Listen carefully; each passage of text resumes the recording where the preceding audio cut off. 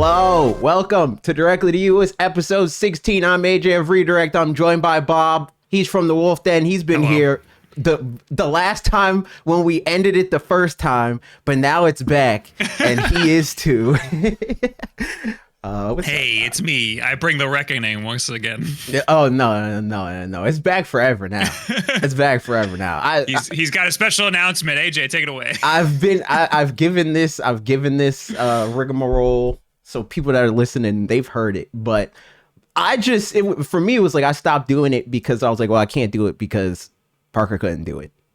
And then in my head, when I think about doing the podcast, I was like, well, that's too much work. But it was only too much work because I had to factor that in.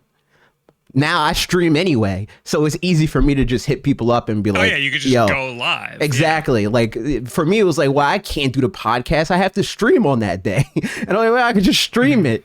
So it was like, at this point, it's just like, all right, well, I can just have guests. And at first that was something that I also overthought. And I was like, well, I can't get guests every week, but it turns out it's pretty easy, actually. As long as I give people enough time, it's easy to be like, yo, just gotta ask. Podcast question mark. So we're back. Today we're talking about the Nintendo Direct. And I was going to say, I saw you tweet about this, and I feel like I'm like in Twilight Zone with this Nintendo Direct, because like for me, I was like, that Direct's pretty good. Like it wasn't like the best Direct I've ever seen in my life, I don't think. But like immediately after watching, I was like, that's a solid Direct. And then I go on social media and I see people being like, that Direct sucked. And I'm like, what? I'm like, did we see the same thing? So there were so before we started recording, I said I didn't really watch the Direct. Mm-hmm. I had to drive somewhere that was an hour away at 9 o'clock. Gotcha. So for the duration of the Direct, I had to be in the car. So I listened to Wood watch the Direct, and I told him, I said, please name each game as it shows up. That's because they usually they'll show like the title screen and then there'll be like music, and I won't be able to tell. So I'm like, just say what the game is. Did he say what it was during the highlights? Yes. That's funny. He was trying to, but he did what he could. But basically, I listened to it like a podcast, and then I went back later and watched some stuff. There was a lot of announcements. Right. Almost nothing that I care about, and that's why I didn't like it. Nothing? purely for selfish reasons. That's fair. That's fair. Basically, I'm scrolling through now. Mm-hmm. No. Oh shit. Suika Game Planet. Yo, I didn't actually watch. Now, do you want to go through each one at a time? Maybe yeah. And we'll do like we won't spend equal time on everything. There will very clearly be ones neither one of us care about next, but we named it. We named it. We said the basic information. So yeah, let's go. Right. It started with a Mario celebration thing because 40th anniversary. And my tweet, I jokingly said, if Mario doesn't get a birthday cake, I'm gonna be angry or something like that.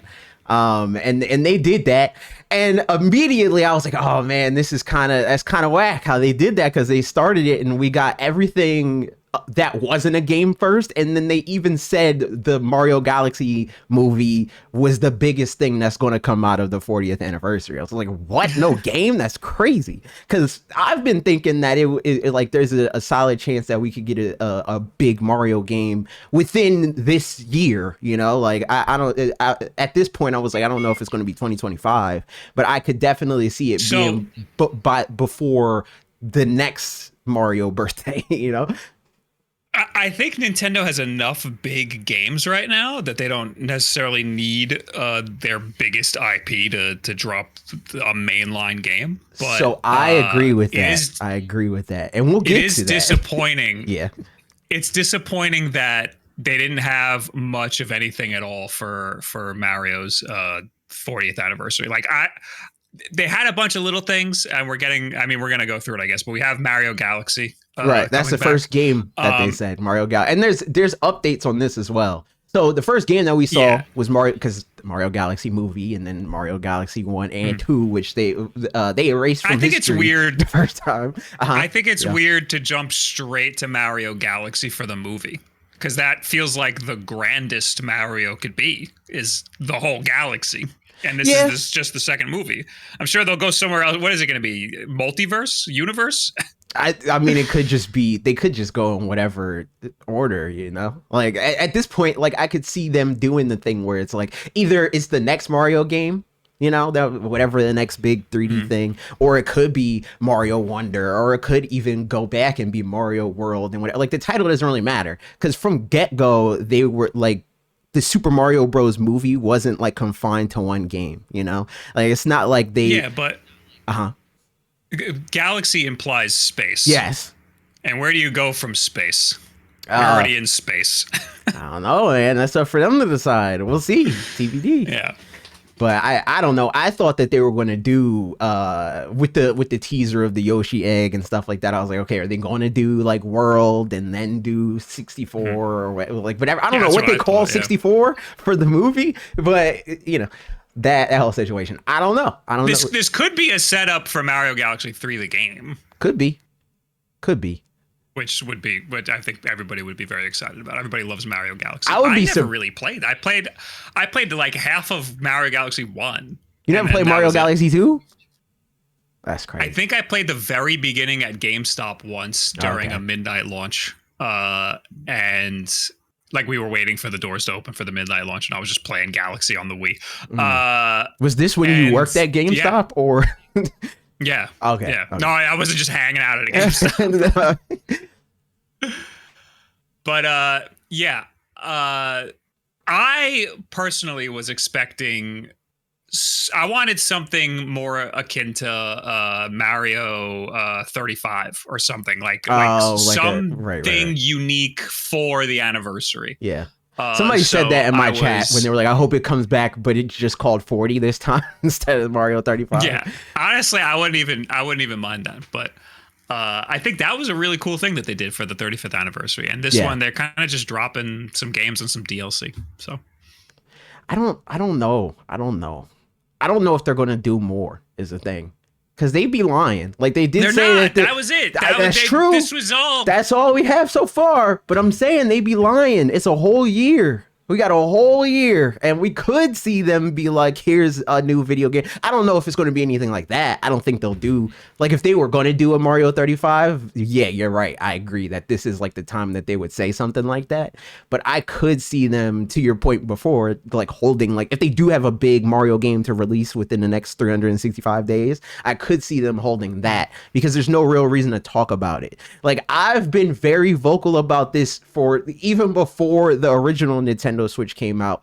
I hate when we get these like long drawn out announcements of like, here's new game and it's in early development and you'll see when it's announced when we're ready to announce it. And at that point I'm like, well, why tell me about it if it's not even close to being done and you don't even know when it's going to be done? You're not even confident enough in when this game's going to be finished to put a year on it. Why am I seeing this right now? I think it was like Stealth or somebody was talking about this on Twitter, how they are learning from games like Metroid Prime 4 and the last couple Zelda games where they don't want to announce things too early. So it's very possible we get a new 3D Mario game next holiday. But, you know, they wouldn't announce that yet. It's way too far out. I'm personally glad about that. I see a lot of people complaining about like where the Switch 2 is at, and I feel like I'm on an island because like we know I covered the Switch's entire life, like from when it was revealed, and me and you, we were at the preview event and we covered the Nintendo on the front lines. Yeah, so like it's weird to see people be like the Nintendo Switch's first year was way better than this and games came out way faster, and it was like that's not true. Who's saying that? So many people. Those people have no idea. It was so barren that first 2 years was nothing coming out on the Switch. But the way people talk about 2017 now, it's as if it was like utopia. It was like we got a banger game every single month. And it's like I feel like we have more banger games on Nintendo Switch 2 than we had on Nintendo Switch at this point in its life. Like at this point in its life, we didn't have Donkey Kong Bonanza and Silk Song. If you want to be super conservative, right? And you want to say like the games that people are the most hype about and they're loud and they're screaming and like this is a potential game of the year thing. We have Donkey Kong Bonanza and we have Silksong. But even beyond that, we have a brand new Mario Kart. How people are feel about that is notwithstanding. Yeah. Agreed. I'm not a Mario Kart guy, but the new Mario Kart is the biggest game that we've had in the past like decades. Right. People are not acknowledging that because of the way that the hardcore fans feel about the game right now. Where like most people that are playing the game, I guarantee you, they don't even know or care about the difference between the intermission courses or the regular 3-lap style. Yeah. They don't care. They're just driving around. That's all they care about, and they're happy and they're playing the game and it's selling great, right? But because the internet is like largely made up of people that would care about the intermission courses and are down on it, they want to like purport this idea that everybody's unhappy with Mario Kart World, so they're not counting that as one of the like important games that's coming out. So for them, it's like, well, I liked Mario Kart 8 Deluxe more, so therefore that is a point in the 2017 column. You know what I mean?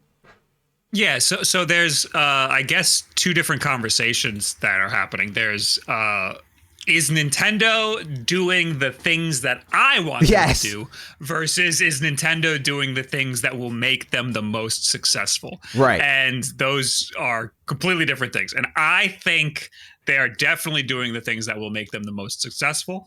I might not necessarily, like right now, I'm not really playing the Switch all that much. A lot of the games that I want to play are also on other platforms, so I'm playing them on PC. Right. But they got a solid first year with Donkey Kong. I played a lot of Donkey Kong, and a lot of the games that I'm playing that I'm loving on PC are also on the Switch too now, and they run just as good. So, this is where it's doing just fine. This is where I feel like both of those perspectives are kind of represented right here, because I have not turned on my other console since I bought Switch 2. Like, even the games that I was actively playing on my other like I was playing Marvel Rivals. At this point, I don't want to play Marvel Rivals unless they put it on Switch 2, because I just don't feel like turning on my other consoles. I'm content playing whatever I want to play on the console that I actively play, and that's already plugged into my capture card. You know, like, it's just way easier for me to play it on my Switch 2, and I'm happy with that. So I get it. I get, like, I was talking to Dan about, and we'll get to this announcement too, but I was talking to Dan about Resident Evil. And for me, I was like, that's pretty hype that they announced that game for Switch 2. But Dan was like, well, I don't think people are going to want to play it on there because it doesn't look as good. And I was like, I don't think as many people care about it looking as good as you think. I think that that's not really a problem anymore, considering how much better the Switch 2 is now. Like, exactly. I've been for a couple of years now buying games on Steam so that I can play them on handhelds, and they look kind of like Switch games on the handhelds. Yes. So Resident Evil is going to be the same. Like, I can play it on my PC and get, like, 4K, great frame rate if I really want to. Right. But a lot of games like Resident Evil, if I'm going to play it, I'm going to play it on a handheld, and it's going to look just like it's going to look on the Switch 2. And I'd rather have the portability, and I'd rather have it on a handheld than have it looking nice in 4K on my desktop. And I think that most people are going to feel the same way when they boot this thing up on their handheld. Now, if you're a Switch 2 player and you like to play docked at your TV, maybe then you'll have a little bit of that disconnect. Right. Maybe then you'll be like, maybe I should have gotten this on PlayStation. But you have the option. For me, it's legitimately split. It's like, I'll be, in terms of like how I play the games, if I'm playing it docked, it's because I'm streaming it, I want to record footage or something like that. But if I don't have any obligation, like content related, I'm playing it handheld. That's just how I'm playing it. If I'm going to play a game 9 times out of 10, that like friction of like, I gotta go sit at my desk and then I feel like I'm working, and I don't want to feel like I'm working when I'm playing a video game. I don't care about the 4K 60 or 4K 120 frames of my PlayStation 5 and my Xbox when that is the conversation, right? I've started to care a lot more about frame rates. That's fair. I hate to be that guy. I've started to be like, now that I've like been playing most everything at 60 frames, when I play something at 30 frames, I'm like, ew, something's icky here. I think it's totally fair to be that guy, but more people in our space need to acknowledge that not everybody, and I would argue most people, are not that guy. Oh yes, absolutely. Yeah. And I agree. that's the thing. I think that the mainstream audiences, if you give them a game at 30 frames, they're not gonna They're not going to say know. anything. Yeah, they're not going to know. Yeah, but if you give them the same game on two different platforms, Then they'll and they know. get to play both Right. of them, then they'll be like, "Why does this feel better on this platform Yes. versus?" But For sure. almost no one's gonna do that unless you're like at Sears and they have both Yeah. games running at the same time. Yes, unless somebody in the space is like, don't get that one, it's bad, and then they go in with that preconceived idea rather than like just going off of what they want. Like, yeah, this is the most console people that I have. aren't terminally online, Yes, so most for people sure. aren't going to see these Absolutely. tweets saying like, "Oh, Digital Absolutely. Foundry said it runs bad." I agree with Yeah. you. So let's get a little bit more on track. The next video game that they announced, Mario Tennis Feet. Oh wait, hold on. Do we got a date? We got a date for Mario Galaxy 1 and 2, plus the amiibo, which is another controversy. At least in the US, the amiibo are like $40, I think, and people are mad about that. Jesus Christ! But it's the Orange Man. It's the Orange Man. Damn. I think my video this week is going to be on how everything's expensive. Yeah. Specifically, PC handhelds are getting out of control right now. Yes. But everything is expensive, and it's his fault. It's his fault, and people are.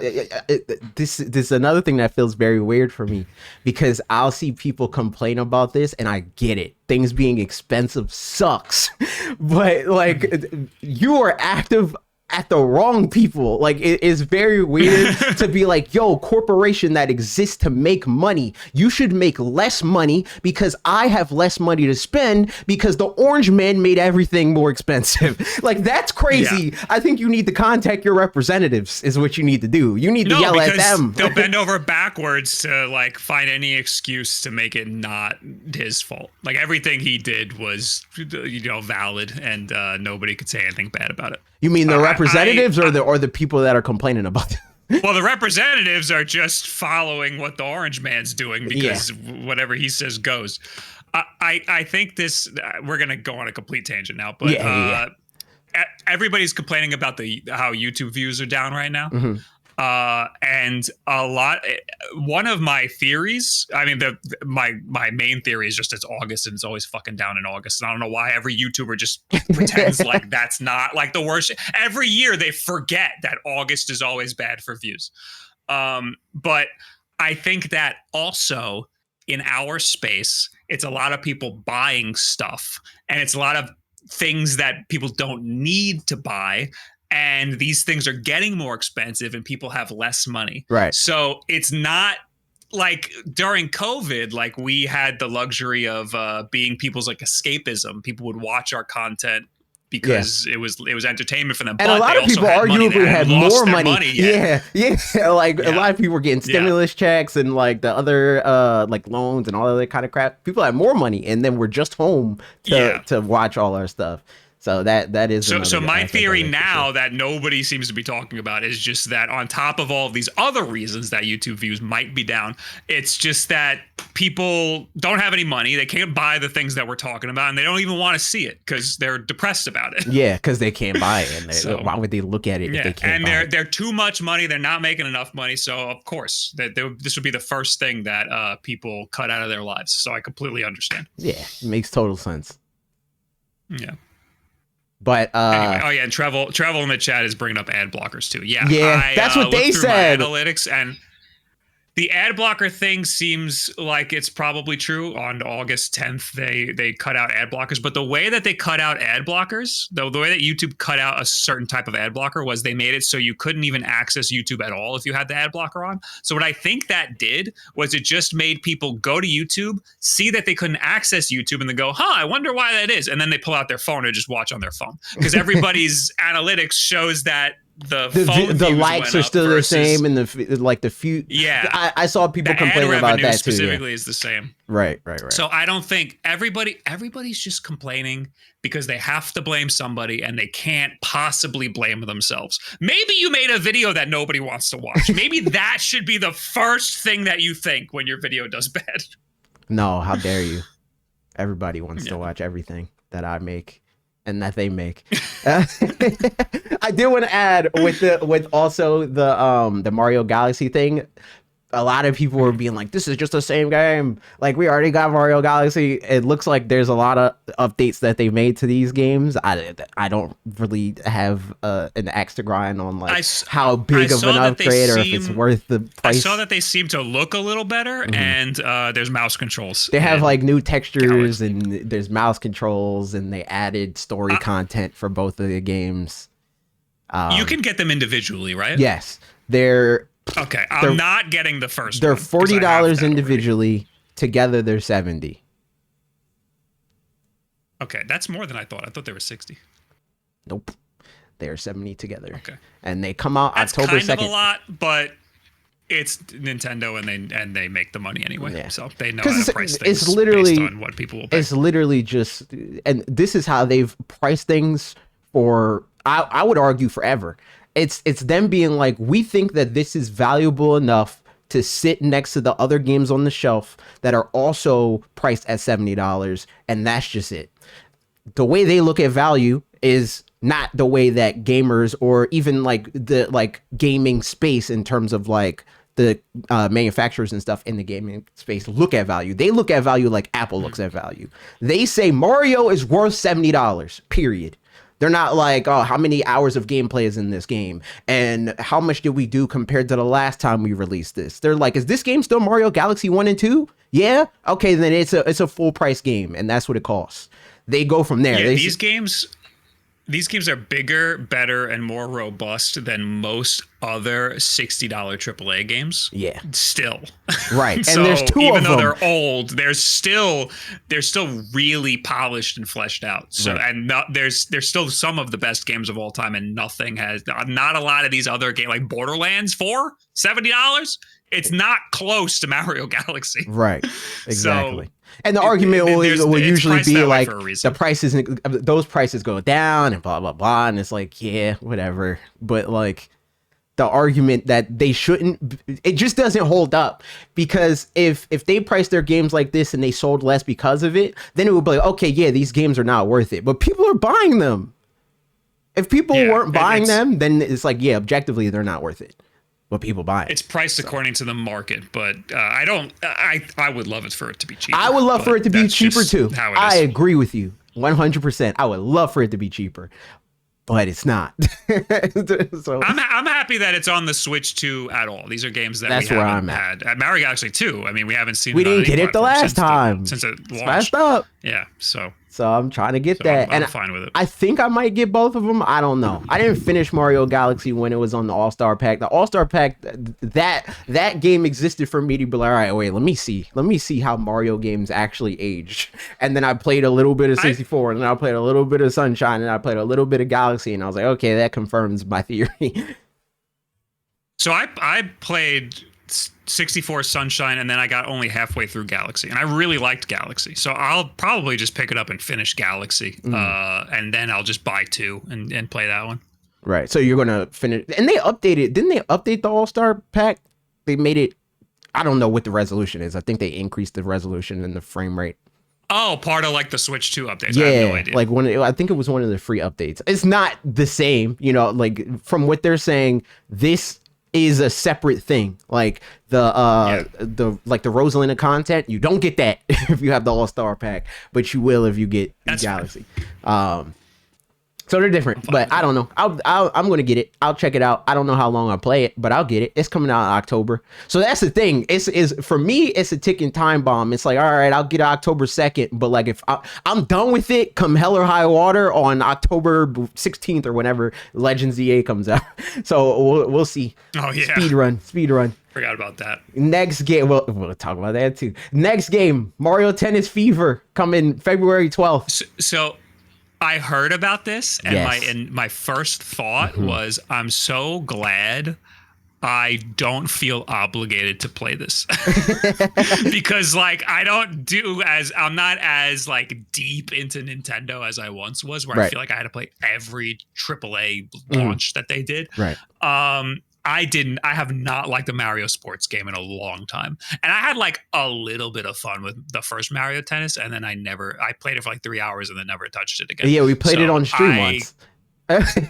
yeah, I'm not interested in this in the slightest. I'm curious. I'm gonna get it, and like it's not even because of the content thing. Because I'm on the thing where it's like I still only talk about Nintendo, and I still really only care to talk about Nintendo.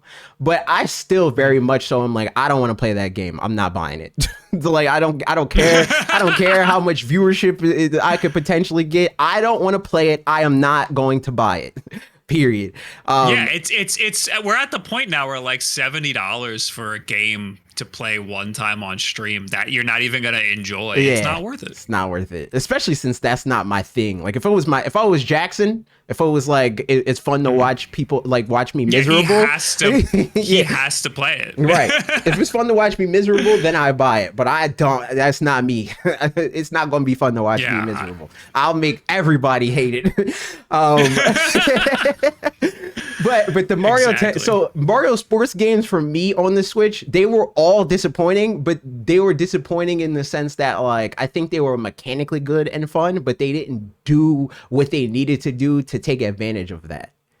Like I somewhat agree. I think that sometimes like my brain like attributes like good mechanics to like old Mario Golf games and some of the old Mario sports games because like that's all they had was the mechanics.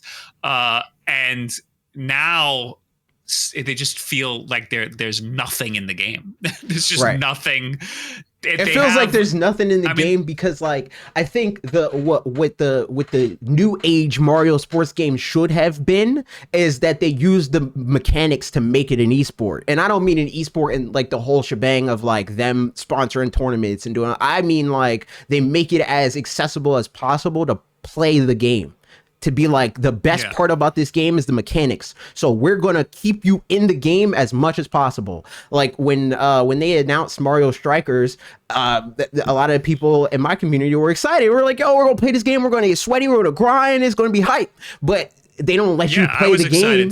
They don't let you play the game online except for in these very specific ways. Like you can't play with more than 2 people on separate on each team from separate or whatever. Like you're not just being able to all boot up and say this has no different as like a Mario Kart game where it's like it's in theory a 4-player game for tennis specifically, and you could do that in any permutation you want. If it's 2 people on one console, 2 people on the other, 1 person on all 4, you know, like that whole thing, you should be able to do that.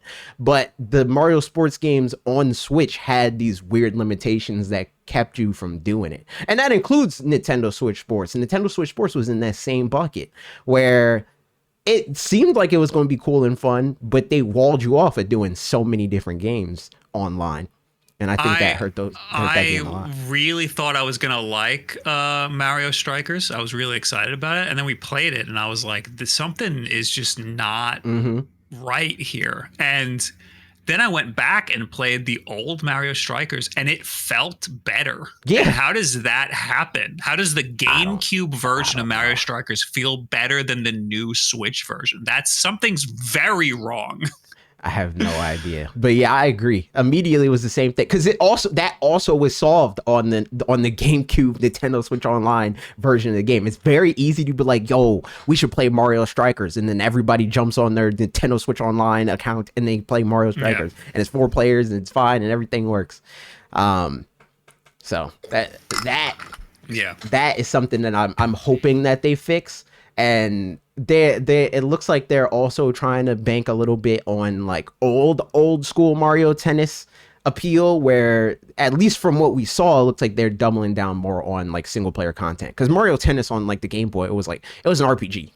So like them kind of going into that too with that mode. I think that's them trying to appeal to old school. Even the Mario last Tennis Mario Tennis, I was playing that mode, the single player mode, and it seemed like it would be interesting, but the mechanics just were not there. It just didn't. The actual gameplay was like not enough to make me want to go through the single player. I think the single player was also kind of bad. Like in comparison, like so where most old Mario Tennis games, like I said, they were like RPGs. This Mario Tennis almost felt like a single player like fighting game campaign. It was like a boss rush almost, instead of it being like Am I thinking of golf? Am I thinking of the you golf might one be that thinking had more of like an RPG you thing? might be thinking of golf. You might be thinking of golf because I think golf did have more RPG ish. But I didn't play. I didn't play golf. But I did not like golf. Trev said you're thinking I of tried golf. to like it. I tried to play it. By the Okay, time yeah, I was golf thinking came out, I was already like, yeah, no, y'all fumbled on Switch for Mario sports games. You're not tricking me again. you tricked me with every other game. You're not tricking me. That's my favorite Mario sport game is golf, and it wasn't enough. I like all the sub series. I just didn't like how they did every Mario sports game on Switch specifically. So me, I skipped it. I know people I like all of the Switch games. Like I said earlier, mechanically, I think all of them, except for like you said, Strikers. There's something weird about that one. Yeah, I like all of them mechanically. I think the thing about Strikers is it feels smaller. Like it's kind of like what was wrong with Super Mario Party. It feels like Super Mario Party, where that game was like, it was like hinting at, yeah, we get it, we know what you guys want from this, but it was like a very truncated version of what everybody wanted from it. That's what Strikers Battle League feels like to me. I think Striker is literally zoomed in. Yeah. I think it's you get less of the map too, Right. which is crazy because you're now seeing more of the screen. 16 by 9, so that doesn't make any sense. I got my fingers crossed. I'm gonna get it. We'll see. TBD. And then You are gonna get it. Yeah, I'm gonna get it. But here's the thing. This is like I'm interested and I want to play it, but either way, it's worth getting for me because I did want to make a Mario Sports on Nintendo Switch video anyway. I wanted to do like kind of like a retrospective of like the Mario Sports games sucked on Nintendo Switch, and here's why. And I'm hoping that Mario Tennis Fever is an improvement to be like they sucked on Switch 1, but they're better now. Hopefully the rest of them come and they're also better. But I think there's a very low chance that that's the case. If the it is, only saving grace, I think, is the online. They might actually have a more robust online infrastructure. That's the major thing that I'm betting on. Because that's another part about Switch 2 that I feel like they're nailing, at least for me. Where it's like the game chat feature gives them incentive to kind of make everything online. So that but has there been a game where their multiplayer has gotten better yet? Have we seen like an actual like? Well, actually, Mario Kart. I would say so. Mario Kart, Yeah, the online seems to be pretty decent. Yeah, I would say like every game that I've played online on Switch, that's an online game on Switch 2, is better. And even like third party stuff, like I started playing Street Fighter on Switch 2 because similar thing. I'm gonna say third parties don't count because on the Switch 1, third parties were better than the first party games. That's fair. I just brought that up to say usually third parties, that's part of what their excuse was when they were like, well, we don't want to do that because the online ecosystem's not robust enough or whatever, right? And I got Street Fighter on Switch 2, even though Capcom sent it to me on Xbox for what we were talking about before. It was like, I gotta turn on my Xbox, I gotta update it, I gotta pay for Xbox Live. I don't want to do all that. Street Fighter Online is pretty good. They figured it out. Yeah, they did a good job, man. So I'm hoping that they do a better job with this. I'm hoping. The next game I don't care about. I know we feel differently about this. You liked Mario Wonder. I hated this game. Yeah. I can't believe people hated it. I can't believe hated it is the word so you would much. throw at Mario Wonder. I hate it because I hate the new Super Mario Bros. Games, and it feels very, very close to that. Like no, it does not. Yes, it does. It's the same that it's a 2D Mario game. No, that's about how it's the same. No, Mario World is not the same as New Super Mario Brothers, but this feels the same. Like it feels less like a New Super Mario Brothers game than every other New Super Mario Brothers game, but like ultimately it still feels like a Super Mario Brothers game to me. And that's why I like kind of fell flat for me. I was like, this game is just whatever. It's just New Super Mario Brothers with a new coat of paint. I don't care about this. That's all it needed was a coat no, of paint. I want to feel like I felt. It's got wonder and whimsy. I You wanna get these feel. little stars. It transforms the whole map. I want to feel like I felt when I played Mario 3 and then I played Mario World and I was like, oh, shoot.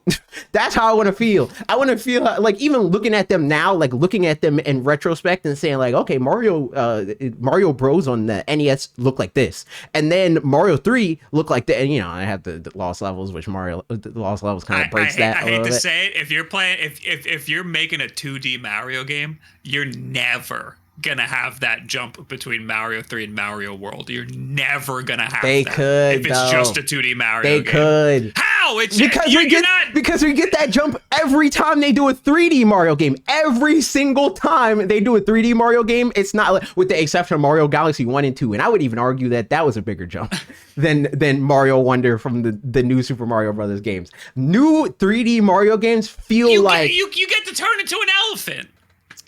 That's whack, man. That's whack.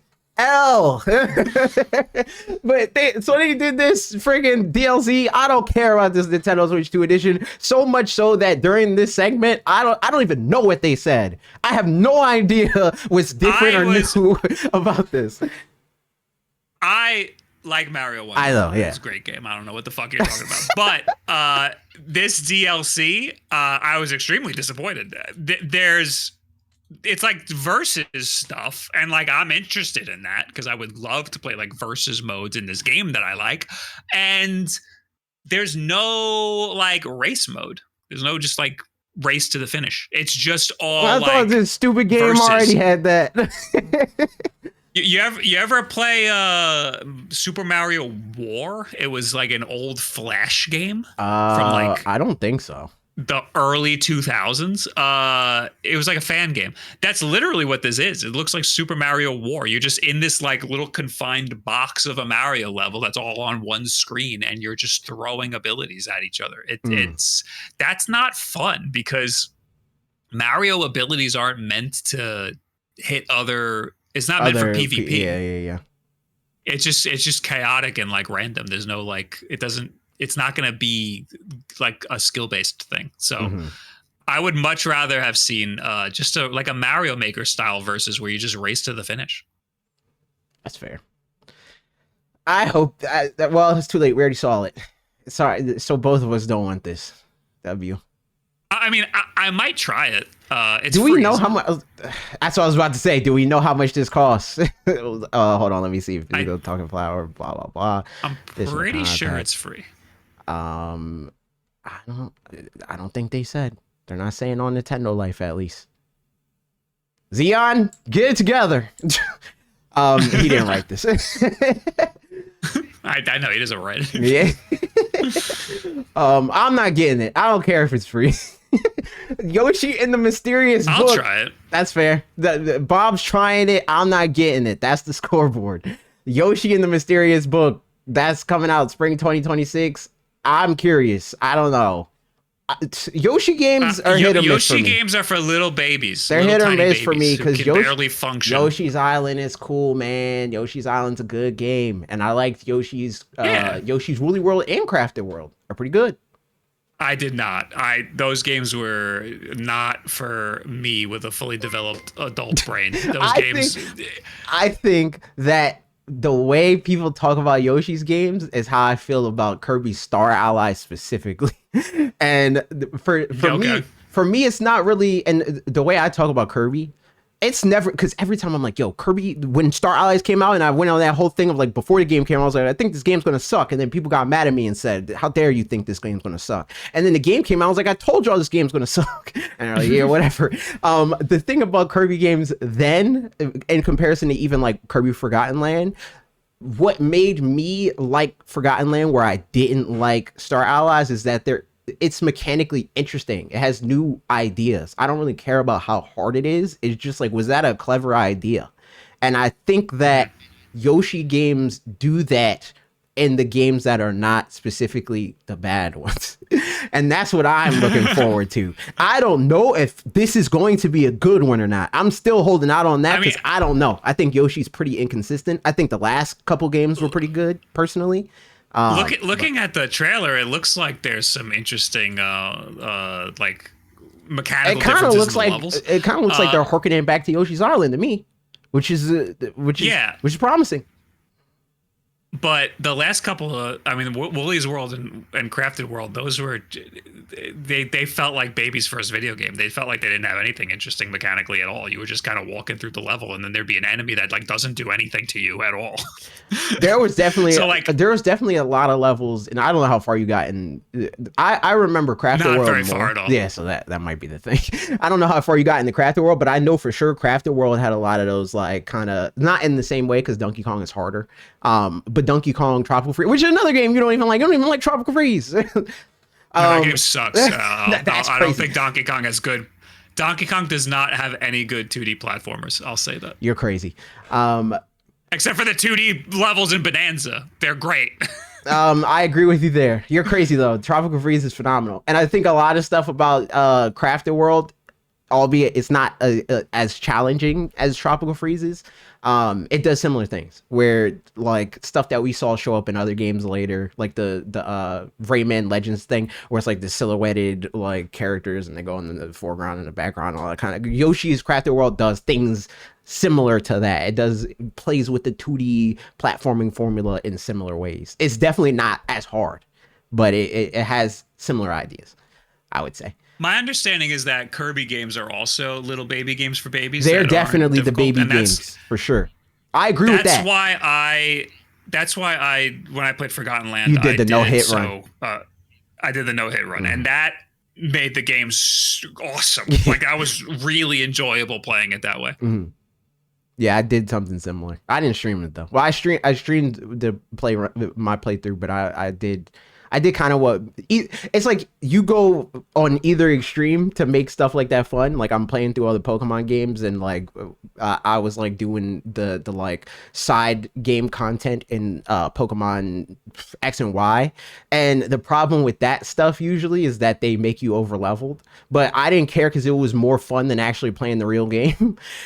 So once I got to the Pokemon League, the way that I made it fun for myself is I tried to do that, where I was like, I'm going to one shot everything and I'm just going to do whatever I feel like. I'm playing this game on God mode, playing through the Elite Four. And I think that's more what I did with Kirby. I was like, this is just God mode run for me. But I don't do that with Yoshi's games because I feel like Yoshi games are not that. Like I think Yoshi games can be that, but like I said with Crafted World, I don't think Crafted World was Kirby. I think it's easier. It's like easier than a Donkey Kong or a Mario, but it's not as easy as a Kirby, I would say. Okay. Okay. So we'll see. This is another thing where I feel like a lot of these games, like the first couple games that we talk about, with the exception of Wonder, they're in the same kind of territory that they were when the original Switch came out, where it was like when Kirby Star Allies was announced, it was Kirby Nintendo Switch, and we knew almost nothing about that game. That's how I feel about this. Even though we have a subtitle and we saw a little bit more gameplay, we still don't know like the full extent of what the game's going to be. So I don't know if it's something that I'm going to like at the end of the day, but it showed me enough to be like, all right, I'm curious. I'll probably check it out. It's also different because when the Switch 1 came out, it wasn't backwards compatible. So every game was locked to that console. Mm-hmm. And we didn't know what the jump was going to be for a lot of these IPs. We didn't know how they were going to translate to like a better 3D experience. And right now, Switch 2 is kind of just the same as the Switch 1. So, like we already have Yoshi's games to like look back on and see how they're going to translate to a Switch 2 version. Maybe. Because I would say, like, in that regard, the jump between Switch and Switch 2 is significantly bigger than the jump from Wii U to Switch. Not really. I wouldn't say so. You think so? I think that Nintendo has a lot more. They have a much bigger dick that they can throw around now than they did back then. And they already kind of fleshed out a lot of their IPs in a way that they didn't have when the Wii U was out. Yeah, they were like throwing shit at the wall and nothing was sticking. So they shook things up for the better. And now a lot of these games, like even Yoshi, like it looks good and it looks better than the other ones, but it still doesn't look like it's like that much different, you know? It's not. Yeah, it's not like Donkey Kong Bonanza. Yeah, like that. I mean, well, that could be an example of a much bigger change from Switch to Switch. But that's just an IP thing. Like that's just like how big of a bet do they want to make on the IP? That's not really a hardware thing. With Yoshi, it's kind of like here's another Yoshi. Hardware wise, where it is a bigger jump. Yeah, that's what I was talking about. That's what I was talking about. I was talking about the hardware. But yeah, I don't know. We'll see. I liked Crafted World personally, and I liked Woolly World. I don't remember Woolly World as much though, so I don't know. Maybe that one's not as good as I'm thinking it might be. But I do know I liked Crafted World, so we'll see. Maybe it was probably Woolly World was the one that I played, and I was like, I'm not playing any more of this. I played like one level, and I was like, I can't do this. Yeah, I think Yoshi, like I said, it's not as difficult, but it has the Mario kind of thing too, where Mario, when you first start playing Mario games, they're not hard either.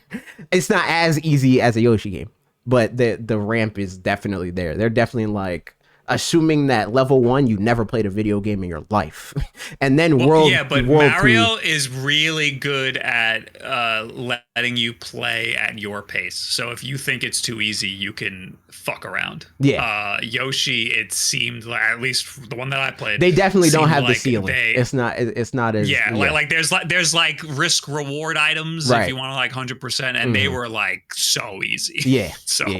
And Yoshi's moveset, I think that's a big part of it too, where it's like Yoshi's moveset is just easier. It's easier to platform when you could do the flutter jump. So there is that. But we'll see. Stormlancers. I don't care about this game at all. It's already out. Yeah, I didn't see this before. I guess nobody really cared about this. It looks like a co-op, like 2D hack and slash game. This is like the kind of game that I would play. My friend Wes, he randomly like will find these Game Pass games or whatever it is, and be like, "Yo, everybody, we should play this." And then we play that for 2 weeks or whatever, and then we never touch it again. That feels like one of those games where like it could be fun for 2 weeks, but I have no reason to buy it unless somebody else, for whatever reason, shows interest in it. So it looks kind of cool, but you need another person to play this with, or else it's probably not unique. Yeah. Speaking of that, Dinkum is coming out November 9th. Similar, where I saw that, I was like, farming sim. And then they were like, 4-player co-op. Skip. They were like, 4-player co-op. And I was like, hold on. So, like, again, if one of my friends was like, yo, we should play Dinkum, then we might do it. But, like, just as a game in a vacuum, I don't care. So, next. Papucom, Holiday 2025, Nintendo Switch game. Again, don't care.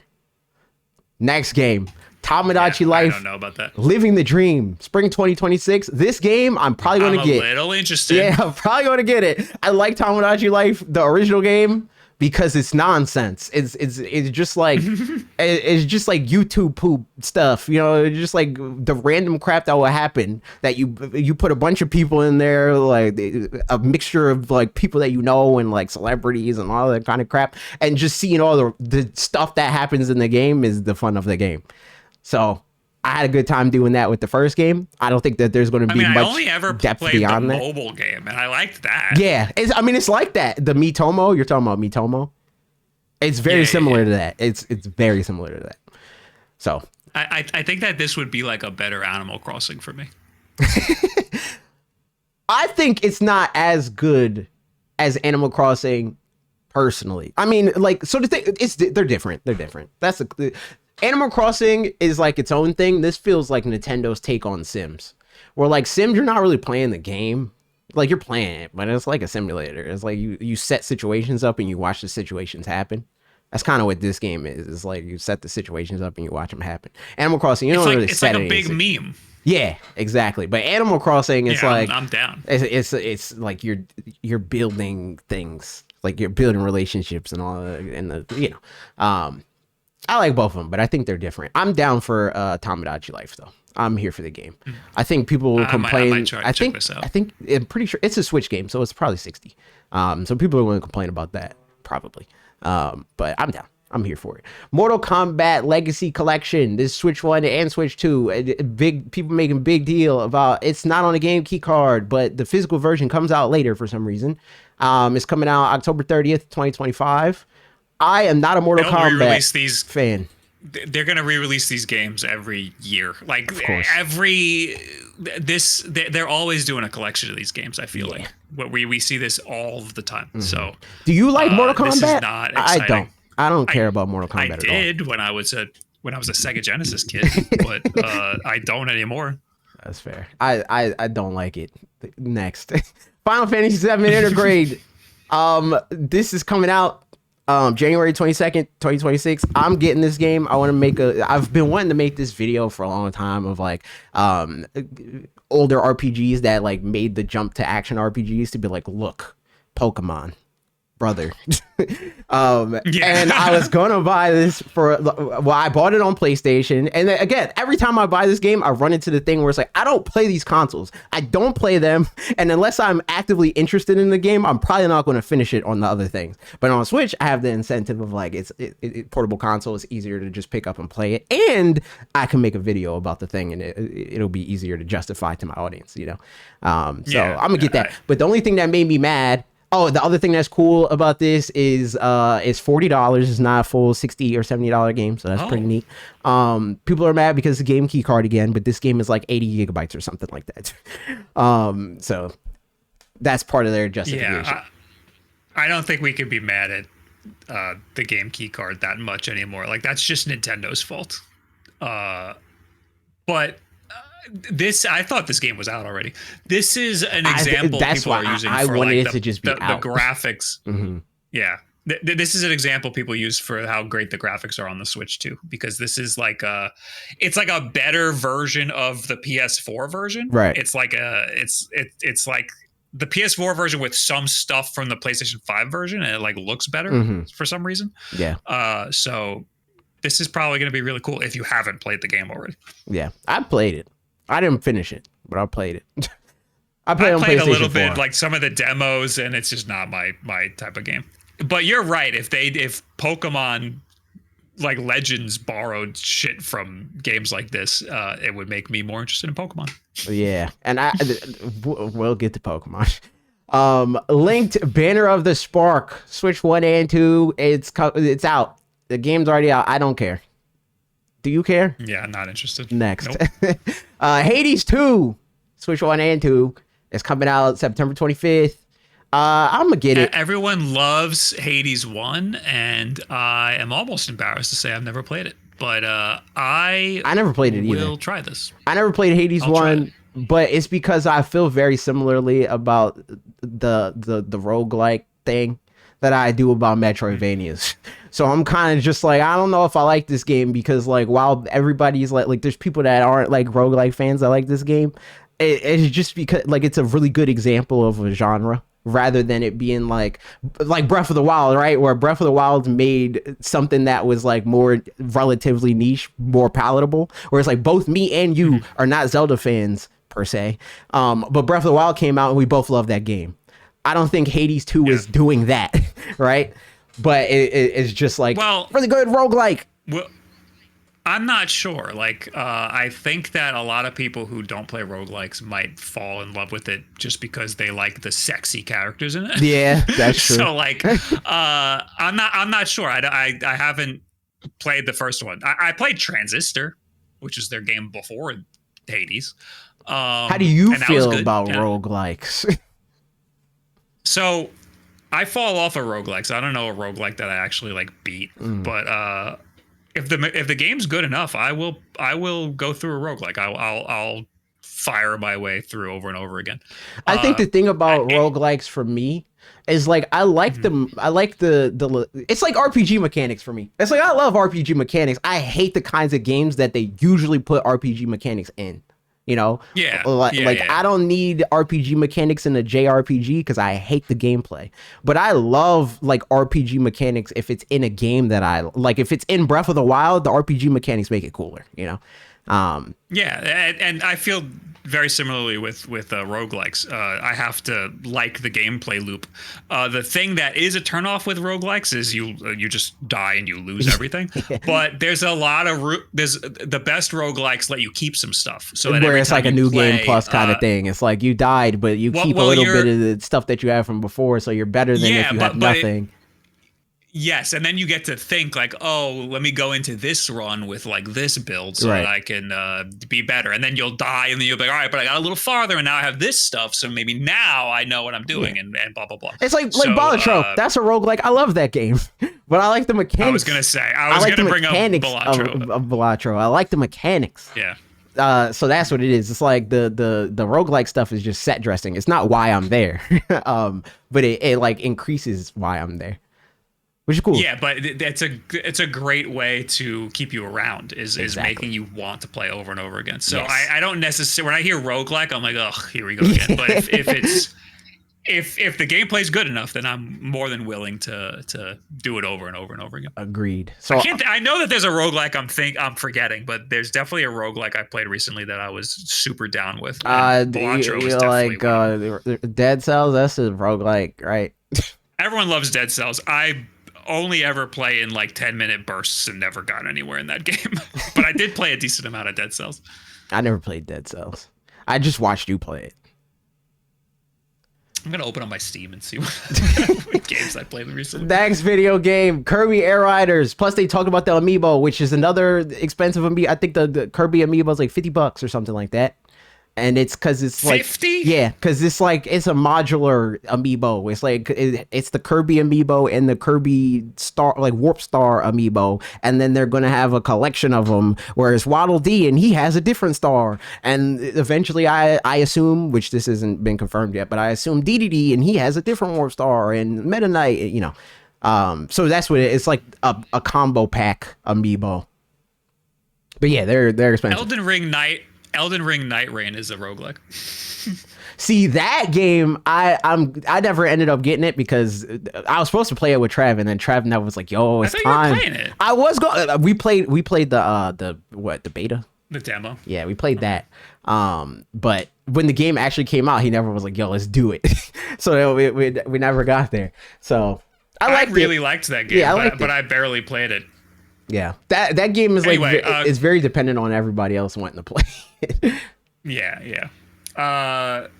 Also, UFO 50 has a lot of roguelike stuff in it. But anyway, Kirby Air Riders, I was shocked by how much I loved the preview of this game. Like this game looks so fucking cool. Oh, and I don't you know. did you? It's Where just a did you play racing it at? game. You went to PAX West? Question mark. Where'd you go? No, I didn't play it. I'm just saying okay. by the trailer, like it's just a Kirby racing game. But then I saw that the. Did you ever play the original presentation. Kirby Air Ride? No. Oh, no. okay. It's just, I mean, literally, this game- is just Smash. This Bros. game looks like a It's just- Smash. yeah, Yeah, it it's looks like just- Smash Brothers Racing, and that is so fucking cool. Yeah. And even Sakurai was like, "It's just Mario Kart, but it's Kirby." And I'm like, "Yeah, of course it's gonna be like Mario Kart, but Kirby." Then watching the presentation, I was like, "This is fucking not Mario Kart. This is so much cooler than Mario Kart." Did you play Smash Run on the 3DS version of Smash 4? What is that? Smash Run. Describe that to me. It's basically Kirby's City Trial mode, but Super Smash Brothers. It's like it's a 4-player thing. It's like almost like Battle Royale esque, where like in the lead up to like the final fight or whatever, everybody's like running around the map and trying to defeat enemies and find collectibles to boost their stats. And then at the end of the game, it's like, all right, here's the final challenge, and it'll test the stats that you got in these ways. That's what this like. I did not play that. Okay. So this game has that mode, essentially, which that game had that mode from the original Kirby Air Ride, and then it kind of like evolved it a little bit, and then this game is like pushing that forward more. So this is that, where it's like, obviously Kirby Air Riders is a racing game. Most people that are buying this video game, at least that are coming in from the previous one, are not buying it because it's a racing game. They're buying it because of the city trial mode. Like it's almost like the way I described it, and like when people are like, why would you have Mario Kart and also Kirby Air Ride? It's like they're two sides of the same coin. It's like with Mario Kart, I'm not playing battle mode. I don't care about battle mode in 2025. I used to play freaking Block Fort, and that's it on Mario Kart 64. But for the most part, if I'm playing Mario Kart, it's because I'm racing. And this game is the opposite. It's like I don't want to even look at a Kirby Air Riders race, but I'm down to do city trials. That's what this game is. That's interesting, because I'm the complete opposite. I'm not like a big racing game guy, but this game looks like if Mario Kart actually cared about the racing mechanics. Yeah, like because Mario Kart is you just get items and whoever gets the best items randomly just wins the fucking match. But this game, it looks like there's actual like strategy to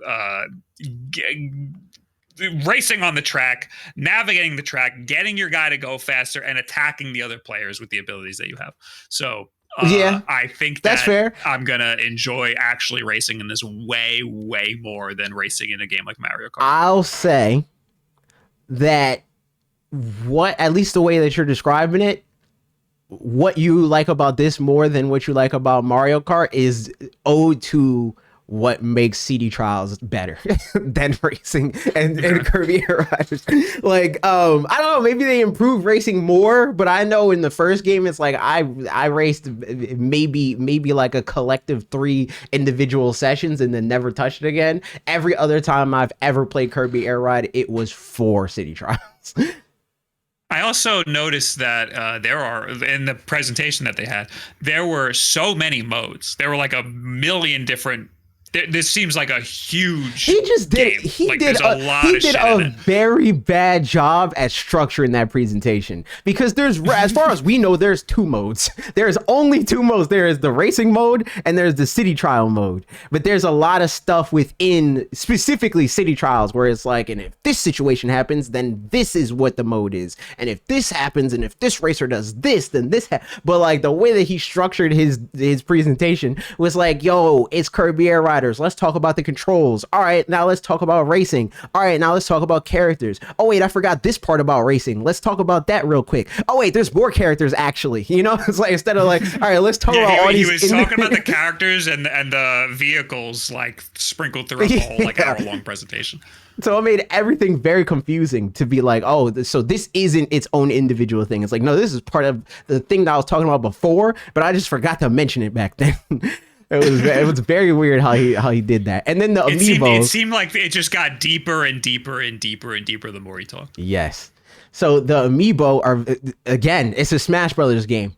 It's literally just how amiibo work in Smash Brothers, where it's like you use your amiibo and you train them up and you make them play how you want them to play, so you could race against them and you can make your friends race against them or play, I assume, in City Trials. I don't know if he highlighted that at all. They didn't talk about it in the presentation. Obviously they're doing another direct, so we'll learn when he does another disjointed, poorly paced presentation in like a month or whatever.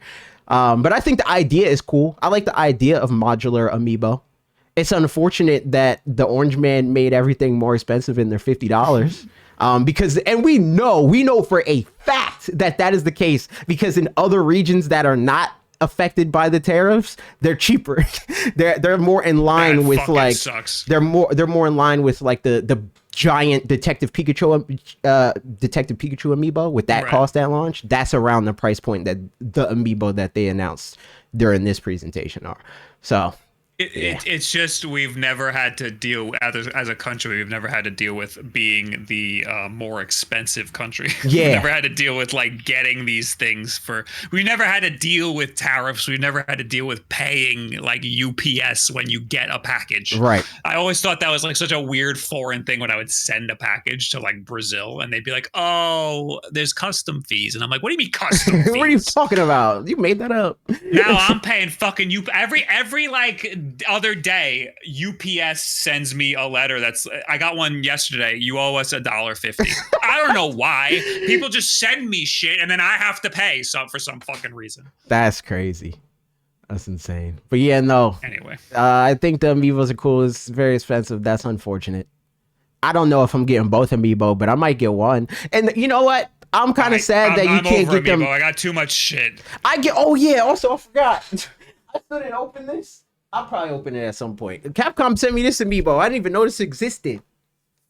Oh, that's cool. I didn't know that existed. And I thought that they were just sending me a hoodie, but they were like, you like Nintendo, right? Here's an amiibo that we had. And I'm like, oh, that's pretty dope. Hey, you're one of those Nintendo guys, eh? So I get amiibo very sporadically. Like, I don't buy every amiibo. It's just like, either if I'm very invested in it, like I got Donkey Kong Bonanza amiibo. It's kind of like, you know how people talk about platinum in games if they're like a PlayStation head.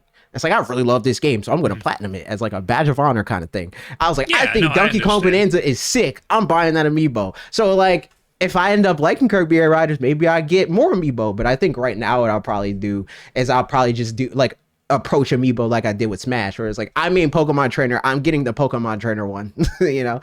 Yeah. So we'll see. But I think that the game looks sick. I'm definitely down for that game. I'm kind of surprised that it's their November game, but now we're also learning that they're like stacking their holiday. It's not one game that's like, this is our holiday. They have 2 games for holiday. And the next game is Hyrule Warriors Age of Imprisonment. It's coming out November 6th. Wait, what? Oh no, I'm not a Hyrule. They have this wrong. Nintendo Life, fix your thing. They have it on here as November 6, 2026. It is not 2026. To be clear, I hate this game. I hate Warriors. 2025. Games. Yeah. I don't like I didn't like the last Hyrule Warriors game. It feels monotonous, but this one looks pretty good. I hate every Warriors game. I hate the formula. It's very monotonous. Like, I get what people say is like the appeal of it. It was like, it's the power fantasy. It's like you just get to break stuff, and that's pretty fun. It was like, it's like, to me, it feels like it's been done better in other games. Yes. Like the Hulk, Incredible Hulk games. I was going to say, stuff like that. When we first saw Donkey Kong Bonanza for the first time, that's what people were thinking that Donkey Kong Bonanza was, where it's literally just break things, the video game, and there's nothing to like justify breaking it. Like, I think Donkey Kong, ultimately it is that, but it's designed around that with things that feel substantial. These games don't do that. They don't justify what people say is the value of the game by making it feel substantial, if that makes sense. It's kind of just like, press the attack button, mow through enemies. Yeah, I need a gameplay loop that makes me think, not something that has me just mashing a button whenever I see a horde of enemies. Exactly. But I think this is cool because, like, who in the chat said that? RP in the chats. It's canon and it's like a prequel. So like, yeah, but here's the other part about that. Again, to be clear, I've always hated Warriors games, but they did this for Age of Calamity, which is the last one that they did, where they said, yo, this is going to be canon, and it's like the bridge between Breath of the Wild and the next game. So I bought the video game, and turns out they lied, and that game is like an Elseworld. It's like non-canon. It's like a Marvel what if kind of situation. So like they made me buy this game thinking that it was going to like make me better understand what was happening in the future game, and it ended up not even being a canonical thing at the end of the game. So I don't believe them. I don't believe them. And at this point, I'm just going to look up YouTube videos if it does end up being canon. So they lost me on that. GG's. Are you buying this game? I think it looks. I'm absolutely not buying this game. I think it looks cool for people who like Zelda and wouldn't mind mashing the A button a bunch of times. Yeah. But I don't like Zelda that much, and I definitely don't want to mash the A button the whole game. Yeah. So the one thing I do think is neat about this game is the fact that it's another game share game. So like if you don't got a Switch 2, but your friend got a Switch 2, and it's not going to feel as good, of course. But you could kind of play it, you know. It's like the way I described it to Kate on Twitter is, to me, game share feels like giving your younger sibling the third party controller that sucks. It's like they still get to play the game, and that's cool for them. But like, because they're playing it on like a little bit of a delay, in like less than 720p. Yeah, it's very like inconsistent. Like some games feel great, like Captain Toad. Me and Trevor playing Captain Toad through Game Share, and that made him want to buy the game. But every other Game Share game that we played, I don't even think there was another one that was anywhere close. He could correct me on that if I'm wrong. I think every other game we played was like, yeah, this sucks. Like we played the 3D World. We played 3D World, and that felt terrible. They need to do like what they did on the DS, where you download like the whole game and play it like locally on your console. I don't know how they would do that with Switch though. Like if it was Switch 2 to Switch 2, for sure. But I don't know how they do that with Switch, because it's running off the cloud on Switch. They wouldn't be able to it's running off the cloud on anything. But But yeah, that's Well, I don't think it's running off the cloud. I think it's running off of your console, which is worse than the cloud. Yeah, I was about to say that's even worse because. Yeah. But yeah, it's dependent on the internet. You're not playing it on your console. However they do it. That could be a potential solution is if they do it on the cloud, your game running on have your game running on your console, but then have their game running off of a cloud version of the game. That could be cool. Yeah. That would still be better than the latency of like however far you are from me. Yeah. I don't know because you don't have it. You don't have a fucking server. The infrastructure in your house. Right. That's something that I never thought to check because I played it with Trev and my other friend Wes. He was playing it, and it was one other. It might have been Ben. I think it was Ben. But my friend Wes, he's in Brooklyn. That's not that far. But Trev is in Portland, so I didn't think to be like, does it feel better for you, Wes, than it does for Trev? Because in theory, if that's what it is, if it's all being sourced from me, it should. But I think it just was like it kind of looked the same regardless. Because we're also streaming on Discord. To like it's hard. It's hard to gauge because it has to go from you to Nintendo, right? Okay. And then back to you, and then to them. Gotcha. So, you don't know what server you're using. Probably Virginia.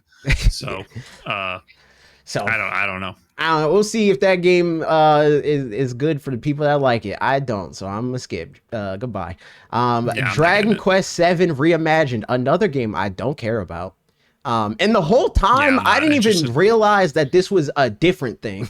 The whole time that they were showing this, I just was like, "Oh, this is the HD 2D thing or whatever." Like that's how I thought it was that too. That's how checked out I was because it's very clearly not HD 2D.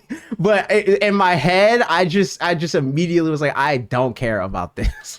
It's the thing that we know. And then I was like, "Oh, Dragon Quest VII Reimagined or whatever," and that's one that people like, and that's cool, and they're probably happy about it. I'm not. I don't care. You have any more thoughts than that? No, I'm not interested. I mean, it looks cool, but I'm not. I don't play these types of games, so I'm not interested. I'm good off that. Next, Virtual Boy Nintendo Classics, February 17th is coming on Switch 1 and Switch 2. You need the accessory, either the cardboard one, which I think at the time. So I made a video. I'll talk about Nintendo Directs broadly, but I did mention this. And at the time, I didn't know how much the cardboard accessory was, but I think somebody said it was $25. The regular accessory is $100. Yeah, that sucks. I mean, it's cool that it exists. But the fact that it's required to play these games is a huge miss, I think. I'm trying to see if I can verify how much the accessory is for the cardboard version. So the cardboard one's 30, I believe. 30? No, it's 25. Yeah. It's 25. Okay, I'm sorry. Yeah, it's $24.99 actually. Stupid. But no, it's $25 and then the regular one is $100, which is crazy. That said, I'm getting the regular one. I think it's really cool that it exists. I think it's great that these games are being preserved at all. I really don't like how you need to have the accessory because these games are 3D, but like, so what? Like 3DS you just play the regular game. No one cared. Yeah, I don't know. I never played them. Like, hey, these games are meant for 3D. I never played them, so I don't know how much the 3D impacts the experience. Like, if it's just like I know some 3DS games that like are like 3D. Like not playing them in 3D makes them worse. I don't know if that's the case for this. So I can't say one way or the other. What games not playing them in 3D are worse?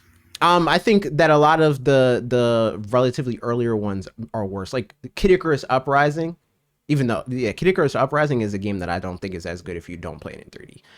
On 3DS specifically, because it's just kind of like the just visually seeing the graphics that's like really all you're missing. Like no. I don't think it's like, Is it because everything's coming at you and like having the 3D helps? yes, like, it's your depth easier to perception? Is gauge. that what It's it is? easier to gauge like this Okay. this laser will hit me before that one. Like that's what it is. Okay. I think that it's possible to play without the 3D. Don't get me wrong on that. I do think that is better. It's kind of like how I think playing Mario Maker on the Wii U is better. Or an even better example, I think playing Splatoon on the Wii U is better because you can physically look at the map when you want to look at the map, and you don't got to press the button and it puts the map on your screen, and it's like this whole thing. You gotta wait for the refresh rate of your screen to drop the thing instead of like being able to glance physically or even looking your peripherals of like looking down at the screen. It's that kind of thing where like they fixed it. They made Splatoon like something that you can play and still like look at the map and gauge what you need to do and who needs to cover what. But I don't think it's as good. That's kind of how I feel about Kid Icarus. It's definitely something that is not like imperative, but I think something is lost. All of that said, I don't know if that's the case for I've Virtual only Boy. experienced that. I've only experienced that twice, Mm-hmm. and it was with two different mini games on Mario 3D Land. Because you can literally see, you have to like find a coin or something, and they're literally you can see behind like a rock Right. that you couldn't see. Again, I think that these games you should be able to play them without the $100 or $25 accessory. I agree. Just put a warning up before you open the app. Say, hey, these are better with the headset. Some stuff is going to be lost in translation. I wonder if they you, are like anyway. what is the like what would stop you from being able to play it without the accessory is my question. Like An NFC like thing. does it I have think that there's literally going to be. I think that there's going to be something that tells the Switch 2 that you have it in this thing. That's not confirmed. That's just something that I think because there is a cardboard accessory. But like, that's there's why I'm it's not like, I don't. but you have to buy it from them. It's not Right, like yeah, Labo, yeah. where Labo you can get the plans and you can make your own cardboard thing. This has a lens in it, so like there's something going on. It might also just be that Well, the Labo lens had a lens in it distorts too. in a way that you can't. The Labo right, but VR. you could. Right, but the other Labo accessories you Right. could just make. Yeah. You didn't have to. That was something buy else the that Labo I thing. was curious about, where it was like, now that I thought it through, I was like, well, you can't, at least for Switch 2. But I was like, what's stopping you from just using the Labo VR for this? It's too big. The Switch 2 is Yeah, too that's big. what I'm saying. For Switch 2, yes, you can't use Labo. Yeah. But for Switch 1, I think this is only going to be Switch 2, right? no, It's Switch gonna 1 be on and Switch 2. 1? Switch 1 and Switch 2. Oh, okay. Yep. So maybe you can. I don't bet know. you there's going to be some sort of NFC thing in there that's going to make it so that you can't do it, or it's going to be distorted in a weird way that you can't see. Yeah, I don't know. But I'm pretty sure I'm that curious. the VR on the Switch is literally just stereoscopic split screen. Yes. So Yeah, that's what it is.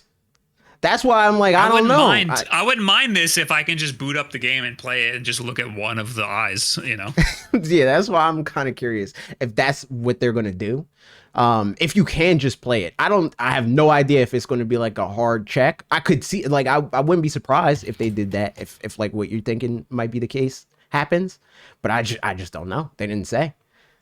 So I had a we'll see. friend who had a Virtual Boy growing up, and I played it once, and I was like, "This fucking thing sucks."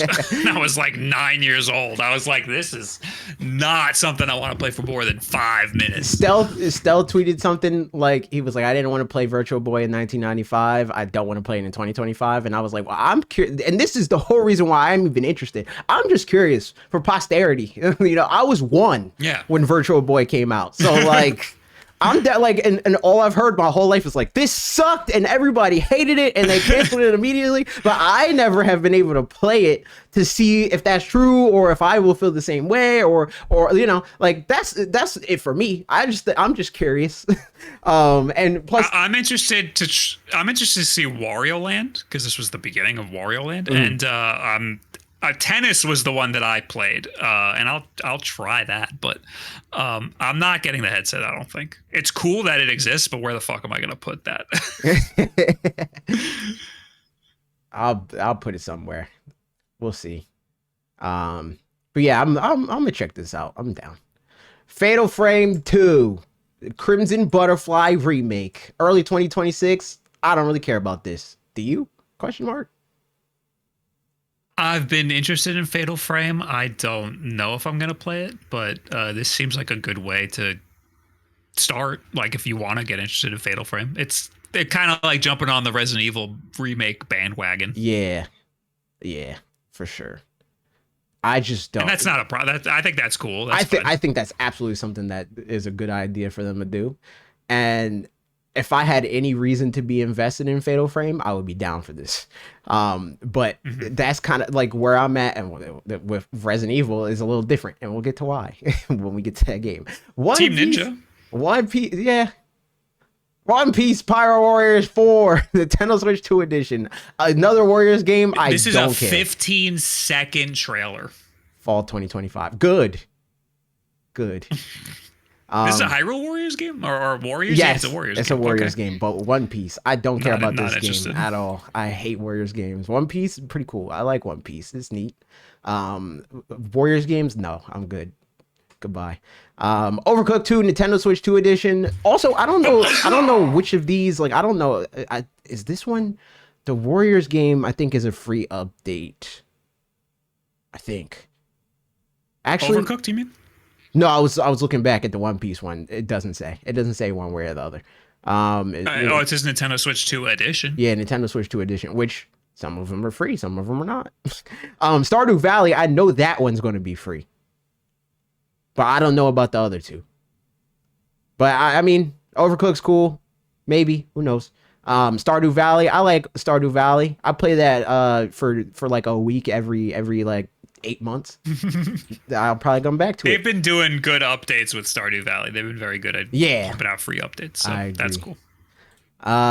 Human Fall Flat, Nintendo Switch 2 edition. This is another one of those games that like Wes might randomly be like, yo, we should play this game. We literally have. We literally spent like 2 hours one random Saturday playing this video game on Game Pass. So who knows? Power Wash. Did we play this once?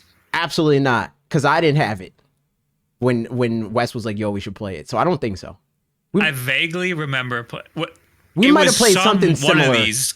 I think we played like maybe, we played like. I remember it being a 2-player co-op spongy game. I don't know. Yeah, I think we played something similar. I don't think we played this, but I could be wrong. I could be misremembering that. Power Wash Simulator 2 on Switch 2, fall 2025. This was another one of those games where, like, when they first started talking about it, I was like, I don't care, move on. And then they said online co-op, and I was like, wait. I was like, hold on.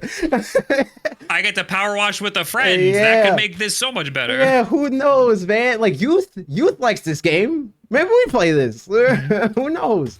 So I don't know. TBD.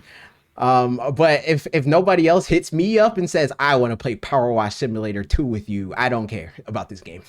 Suika Game Planet, Nintendo Switch 1 and 2. So what's different about this? It's in a circle? It's in a circle. The way I was talking about it on stream, I was like, this is Suika Game Galaxy. So like that's what this game is.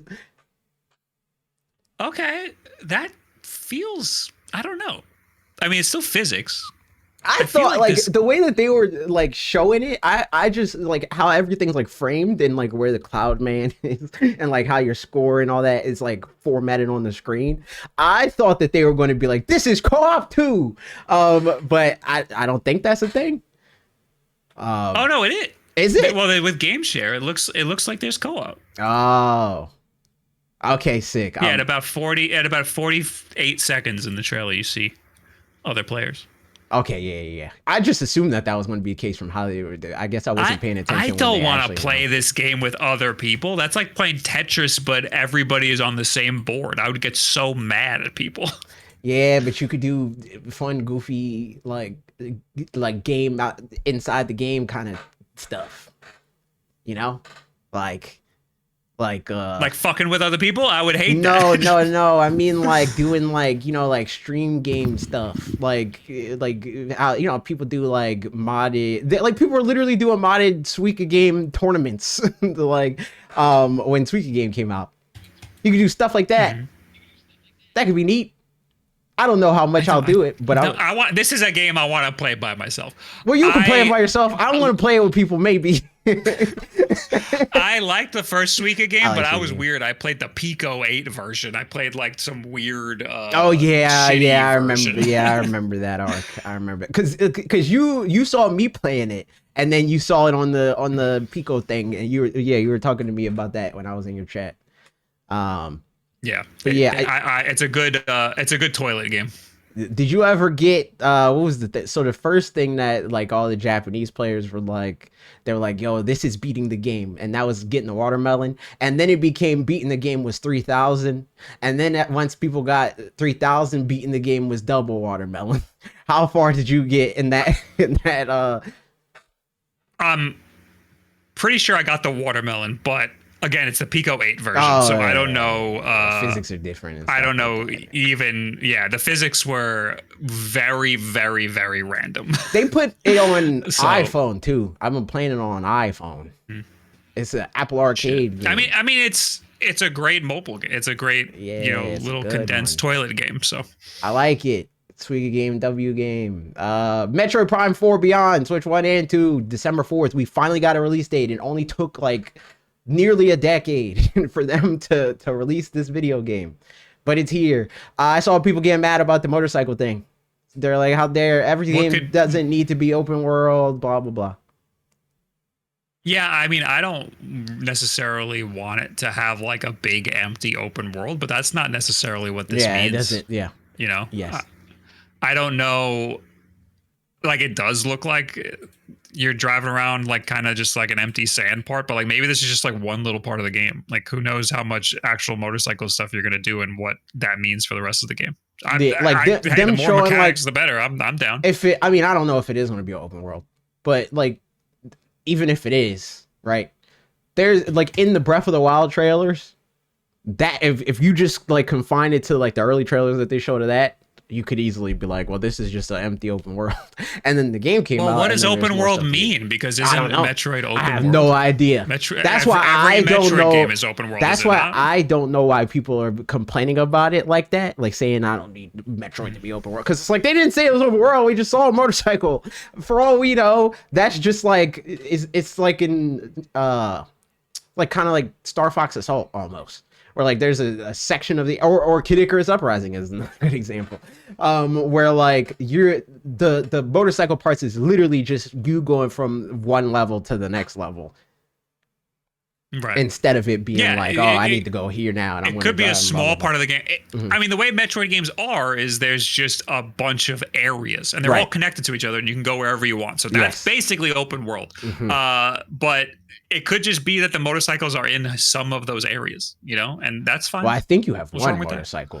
I think she has that. It's hers. Yeah, sure. But like, you can only use it when like it's like your spaceship. Yeah, you're not gonna. Yeah. Yeah, and you get it to like when you enter one of the areas, you use it to get to the next area. Like that makes sense to me. I'm down. I'm interested. Because you're not going to be able to walk around that sand area. That sand area looks like there's too much emptiness. Like you're not going to be able to walk across that whole thing, or you're not going to. It's going to be because it's a Metroidvania. So if you go outside or you try to go outside, they're going to be like, "Oh, there's sand. You can't go this way yet. You need something here." Yeah. So you need the motorcycle.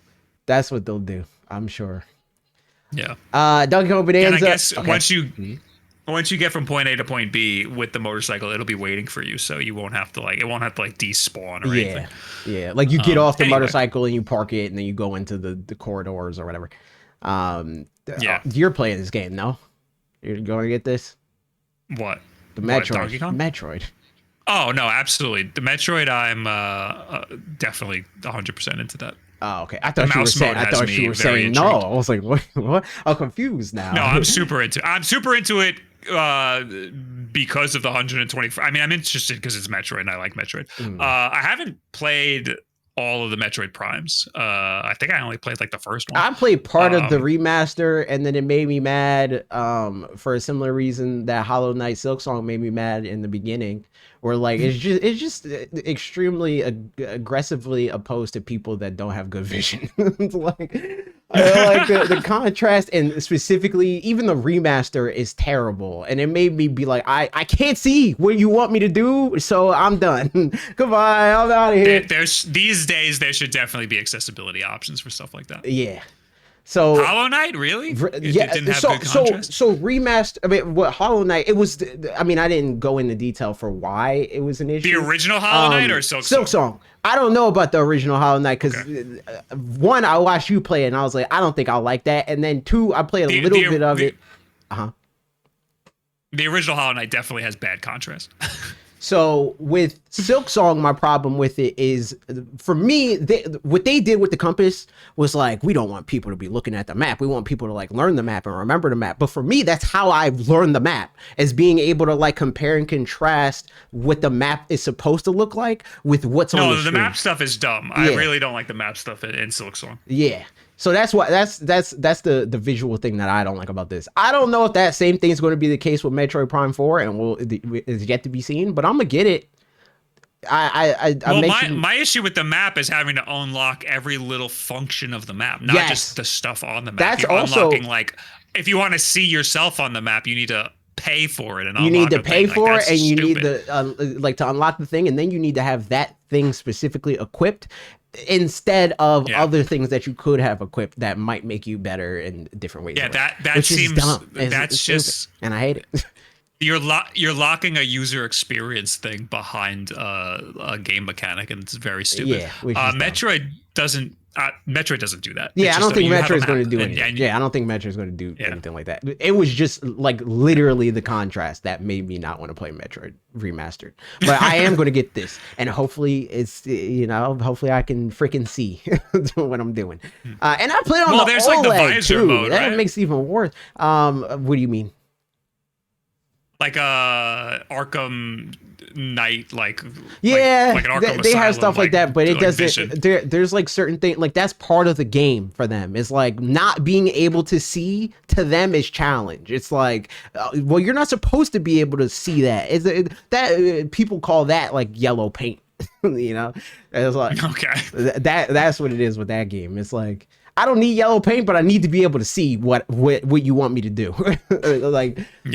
I'm hoping that this game does a better job at that. Donkey Kong Bonanza, DK Island, and Emerald Rush DLC. Long, unnecessary name. Are you doing this? I got this. I'm playing this. I haven't beaten the game yet. Where are you at? I'm not far at all. I think I'm only a little more than halfway through the game. Do you know what sub-layer you're on? So I get 900. Oh, okay. Yeah. You're like half-ish in. Okay. I think this looked cool. This is my first time actually looking at it. I heard about it, but I haven't actually looked at it. I'm down. It's free? No, it's $30. 30. It's 30. 30. Okay. Yeah. I don't like that. That's kind of a lot of money. It's 30. So far, I mean, to go back to what we were talking about before, roguelikes, that's what this is. It's a roguelike. It turns this game into a roguelike. So is it just DK's Island is the roguelike? No. So DK's Island is the first time that you engage with the roguelike, and it's the place that you put your rewards for clearing it. But there's other islands from the game that also are part of the mode as well. I think it's like 8 of the layers that are part of it. But I only did 2. I did the island, and I did the canyon layer. And I don't know like what other things they add on to it to be like, this, this gets harder on these levels when you get this part of the job. Because there's like also it's like a ranking system. Like you're doing a job. I don't know if you ever played the Splatoon, what is that mode called? The egg mode where you're playing with it's like that basically. It's like a roguelike with that mode built on top of it, where like as you clear different levels of the roguelike, you go up the ranks of your job. And I don't know what happens when you go up the ranks of your job, because I just got to manager, which is the next level up. I don't know what happens if you like go all the way. I would love a mode like that in Mario Odyssey. I Yeah, would play the shit out of that. So I think that's why I that's don't cool know. in I mean, this. I haven't gotten far enough. Yeah, but that's why I think it's cool in this, because I love this game. So far, this game is my game of the year, having beaten it. And I was like, man, also love this game. I was like, man, I really wish I wish there's something I could do more in this game, and I could still like 100% it. And there's still certain things in the post game that I didn't do. But this gives me another reason to just want to like go and like just play the video game, you know? So it's been worth it for me so far. I think it's cool. $30 is kind of a lot. $30 is a lot. The game just came out. Yeah, $30 is a lot. I don't like them leaving stuff out of the game to save it for DLC, or to develop the DLC while you're also developing the game. That seems kind of fucked up. But I haven't finished the game yet, but it's cool to see that there's more afterwards that might get me to play the game even more. But my time is limited. I'm still not even done with the game yet. Now I moved on to Silksong, and that game, Silksong, I saw. How far did you get in that? Where are you at in Silksong? So somebody posted the map. Which map? And I am. Oh, like the whole game. Oh, I didn't see that. I'm glad I didn't see that actually. That made me not want to play anymore. I'm so not even close. I've been playing for 10 hours, I think, and I have like barely any of the map like covered. So that really discouraged me. Do you know like what the last boss that you beat is? So I'm not playing linearly. I'm like fucking around. You know? Same. The last boss that I beat was the guy who it's in the green area. He's up at the top and he just throws up on you. Oh, I didn't fight him. I saw him and I just ran through that area. I didn't try to fight him. So I fought him because I just hid under a thing, and then when he was done throwing up, I you just hit him once, and then I'll go back down. So I just talked to chat for like 20 minutes and did that over and over again, and then eventually he died, and somebody said that took 40 hits. It took 40 times of me doing that, waiting. But no, I do. I saw you tweet that you said the boss battles are the best part. It's literally the only reason why I am still playing this game. It's good. It feels like Cuphead. You should play. Do you like the mechanics? Do you like the mechanics while you're fighting the boss? What are the mechanics? What do you mean? You're talking about what actually, the combat feels like, and then yeah. So you should play Ninja Gaiden Ragebound, because that is a lot of boss battles that are the same, if not better. I'll check it out. And it's a linear game. It's linear, so you don't have to go through all the roguelike, all the Metroidvania bullshit. You just play the level. Yeah, I hate that a lot. Yeah, I'll check it out. I'm down. But yeah, that was a tangent. But yeah, Donkey Kong. It's pretty cool. Pokemon Pokopia. It's Pokemon, but like Minecraft and Animal Crossing for some reason. And you're a Ditto girl.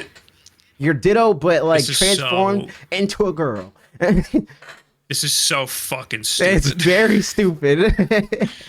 I am like actively against Pokemon spinoffs in the year of our Lord 2025. I think the games. I think they could do a good spinoff. They just won't. I think the games are not in a state where you should be making spinoffs. To me, it's kind of like it's like somebody's kid is like eating their dessert and they didn't finish dinner. It's like, yo, bro, I cooked you dinner, finish the dinner, and then maybe we could talk about dessert. That's what they're at. It's like, yo, bro, your dinner's not even done. I don't care about this dessert right now. Yeah, this is that's not it. Yeah. So they could be putting these resources into the actual game. Put it in the game, make the game good. That said, I'm morbidly curious. Oh my god, the waterfall! The everybody's like comparing this to Minecraft. The waterfall, when they build the waterfall in the trailer, like about 2 minutes in, it literally looks exactly like it does in Minecraft. Yeah, it's like, this game's just Minecraft. It's literally like one just frame Minecraft. A second. It's Minecraft. So stupid. It's Minecraft. And it's so random because it's like this Koei Tecmo, I think. Koei Tecmo and Game Freak co-developed this game. Why? Like, why are you gonna hit up Koei Tecmo like, yo, we should make a Minecraft game? What? Yeah, it's Koei Tecmo. What? What have been the best Pokemon spin-offs? Pokemon Unite? I mean, so far, if it really just it depends on who you ask. Me personally, Pokemon Go. Pokemon Go is the best. Yeah, it's the best Pokemon spin-off. But the community would say Arceus.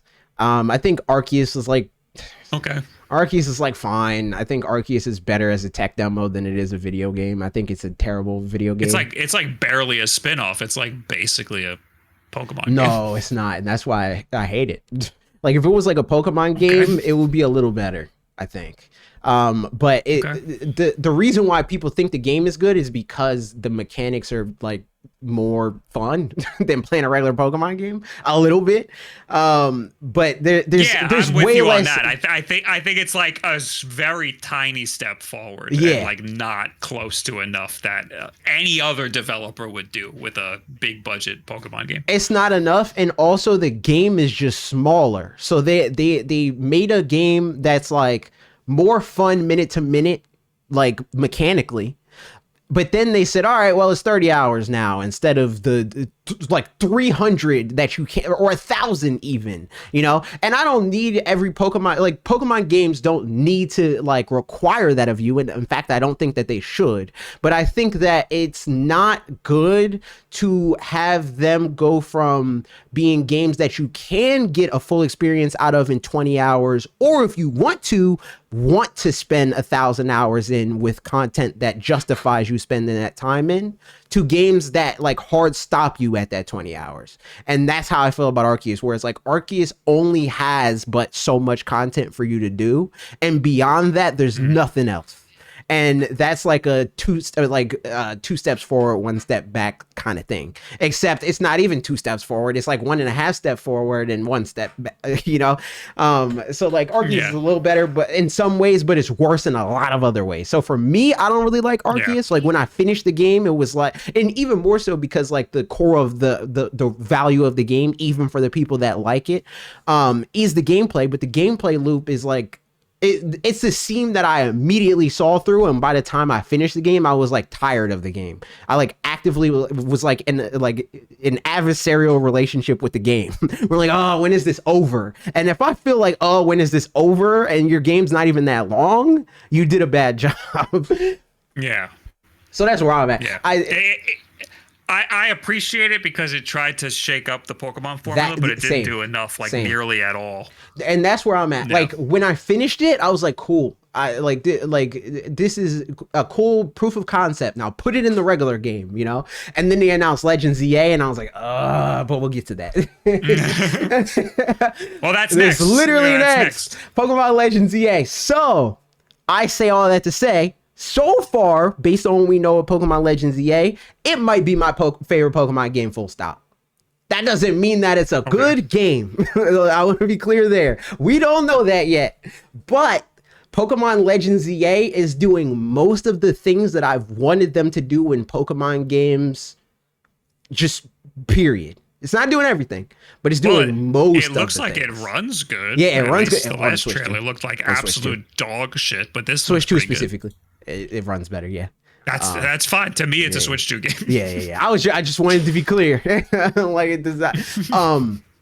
But yeah, so for me, like a lot of the problems that I had with Arceus, I thought I was going to have with Legends EA when they initially revealed it. Because when they initially revealed it, they didn't say anything about like the time period of the game. We didn't know what the game actually looked like.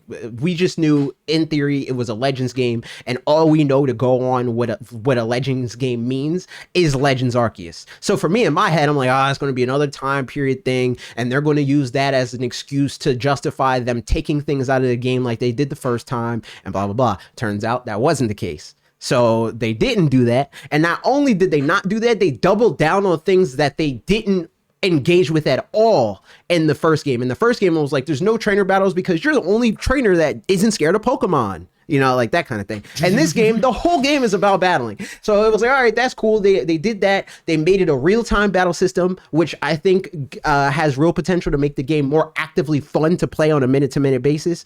And on top of that, my last problem with Legends Arceus is that it didn't have any kind of multiplayer. Because for me, and this has always been the thing, I've never been the like closeted like nerd that like only plays Pokemon games and like by himself and has 2 copies of the Pokemon game, and that's how I get everything in the it's always been a social experience for me. So the fact that Arceus took that away, it like gutted the game. Like it took a game that like the main reason why I played it was because I love playing it with other people, and made it a game that you can't play with other people. This game, it was like, oh, you can't play with other people with 4-player multiplayer. And not just that, now with this trailer, we learned that there's a ranked mode for the 4-player multiplayer, and they added DLC, which is another thing that I was talking about before. It was like the game like hard cuts off, where it's like it's this 30 to 40 hour experience or whatever. But now it's like, well, you have this, and also there's more to the game that we, you know, could justify longer investment in the game if that's what you want to do.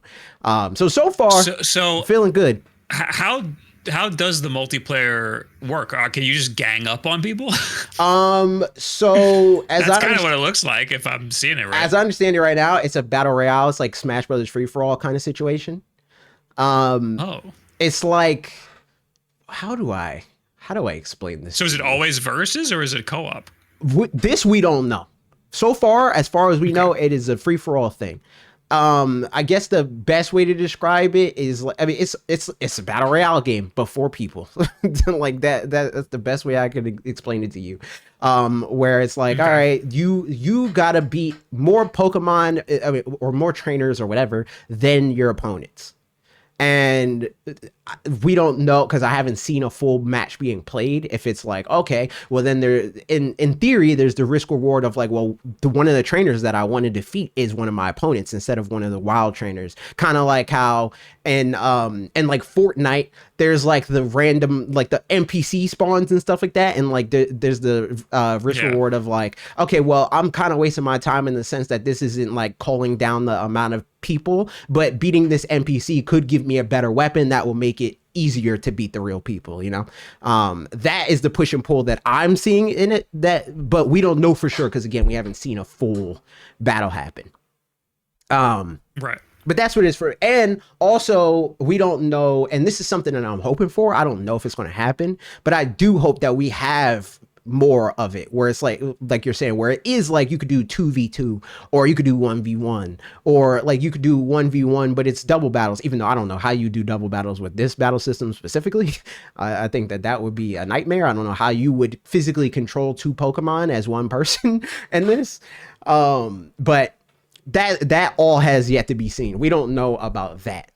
But just the core of them adding online multiplayer was enough for me personally to be like, all right, I have more faith in this than I did in Arceus and than I did in this game before we knew that the multiplayer was there.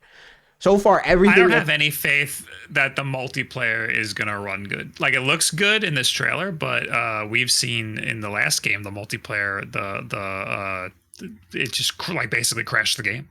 What are you talking about? In the last mainline Pokemon game. Well, I played the entire mainline game in multiplayer. I played the whole thing with the full Union Circle. That sounds like hell. It wasn't. And that's why it was like for me, that's why, again, another moment where I was like on an island, and I streamed it, where it's like, it doesn't run as well as it does now for sure. But like it was an exaggeration for people to be like, this game's always crashing and like it's unplayable and blah, blah. It did not run well. I want to be clear there, but it was definitely playable, so much so that I played through the entire game and all of its DLCs and a full group of people online. Trav was one of them, and he could speak to that. I played it once with 4 people, and I never wanted to play with another person again. I mean, I didn't want to play the game at all because I just didn't like the game. But even like Mario Maker is very similar. I love Mario Maker. The online is so bad, not because it's mechanically bad. It's because it doesn't run well. The online runs like dog Right. shit and makes the game much worse. So what I'll say, the last Pokemon game did the exact same thing. but this is where I'll push back. I disagree with that. I don't think that, as somebody that I played the whole thing like that, it didn't make the game in general run worse. Assuming that you're playing with people that have good connections to you and all other kind of crap. Even though I can't really even stand on that disclaimer because I never played with anybody that made the game run much worse than when I'm playing it by myself. Like, the experience of playing the game with other people was no different than playing it by myself. The game ran bad either way in the grand scheme of things. I mean, this isn't a game that requires you to have like Twitch reflexes. Yeah. So right. It's just menus. So like actually running bad isn't going to affect your gameplay, but it is just going to be, I guess it's just rough to watch. Yeah, I hear you. Because like, you're sitting there and you're like, my Switch is definitely going through some shit right now. What I'm saying is there was no real difference between when I played it with other people and when I played it by myself, is what I'm saying. I think the game didn't run as well as it should. It ran worse. I don't think it did. From my experience, it did, like, because I know people were posting like they had all these different like glitches and the game's crashed. The game has crashed for me. I think the game in total crashed like 5 times. A game like that should never ever crash. I agree with you. I don't disagree. What I'm saying is I don't think the online multiplayer made it as much worse. I mean, it didn't make it worse. It's just a badly developed video game. The online multiplayer improved my experience, I'll say. The game was more fun to play. Because you're playing with other people, but I think that once you introduce other people into your world, the game just takes a massive hit to its fucking, it stops running. It runs worse when you add people to your world. But it didn't. That's what I mean. Like, because I've played. That blows my fucking mind because it was so. The second I joined up with other people, the whole thing ran bad. For the entirety like, that I was playing with other people. I'm telling you, the game just runs bad in general. But I know that it runs bad. I know, but the second the other people joined, it was much worse. I don't know. It's insane that people are saying that it didn't. Because it didn't. I mean, it's going to vary. It's online, so it's going to vary depending on who you play it with and how you play it and all those kind of things. But I can say in my experience, and I streamed it, so like I have the footage and stuff like that. In comparison to the actual game and how it plays when you're playing online, they both are bad. It's not different. And the game never had like big online, and especially as somebody that played the other games online too. Like Sword and Shield has way more online issues than Scarlet and Violet do. I've never had like hard crashes with online with Pokemon. All the problems that I've ever had with Scarlet and Violet and Pokemon Scarlet and Violet, I want to specify. The only problems I've ever had with Pokemon Scarlet and Violet crashing was like the game itself. I haven't had any like disconnects. The only times that there's ever been like errors and like trying to battle somebody or something like that, the game just takes you back to the screen of like, do you want to battle? And then you press yes, and then you're in the battle. Whereas like previous Pokemon games, it's like error, and then it takes you completely out of online and makes you not in online mode anymore. And like so many other, like the online experience of Pokemon, as somebody that played every Pokemon game like consistently, it got better. It's not good. I do want to make sure to tell you that. That's different because the game didn't have necessarily what happened when you joined up with other people was it bogged down your physical hardware and made the game run worse. It wasn't that it wasn't a problem with the internet. It was a problem with the game itself. It was rendering other players and made the game run worse. I hear what especially if you were in like heavy CPU usage places like in big cities and stuff. Yes, I hear what you're saying. What I'm saying is, in my experience, it's not noticeable. I think the game, well, I can't compare it now because it's on the Switch too. But the game, it's probably much better by now. Yeah. I mean, it's definitely better. Again, the game's better in general. It runs better, But I'm just saying, playing online did not make the game unplayable in the way that people talk about it. I think the game was bad online, I mean, offline, and playing it online did not make it worse. It made it better. Is what I'm saying. And I don't think it didn't make it run better. I'm saying the game is better. Right. Online. That's a very important distinction. Yeah. No, I'm saying the game ran fine in comparison to how it runs anyway, and playing it online made the experience of playing the game better, is what I'm saying. Like you're playing with other people is worth the CPU hit that you're taking by playing with other people. Yes. That's fine. That's reasonable.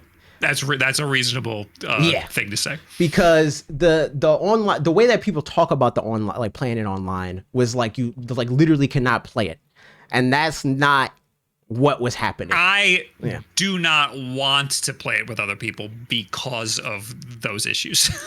I think playing it by yourself would be no different. Is what I think. You don't want to play the game anyway. I don't want to play the game anyway. Yeah. I don't want to play the game anyway. But I was like scared to play the game with other people because of how the game ran when I played it with other people. Yeah, and you said you only played it with other people once, right? Twice, I think.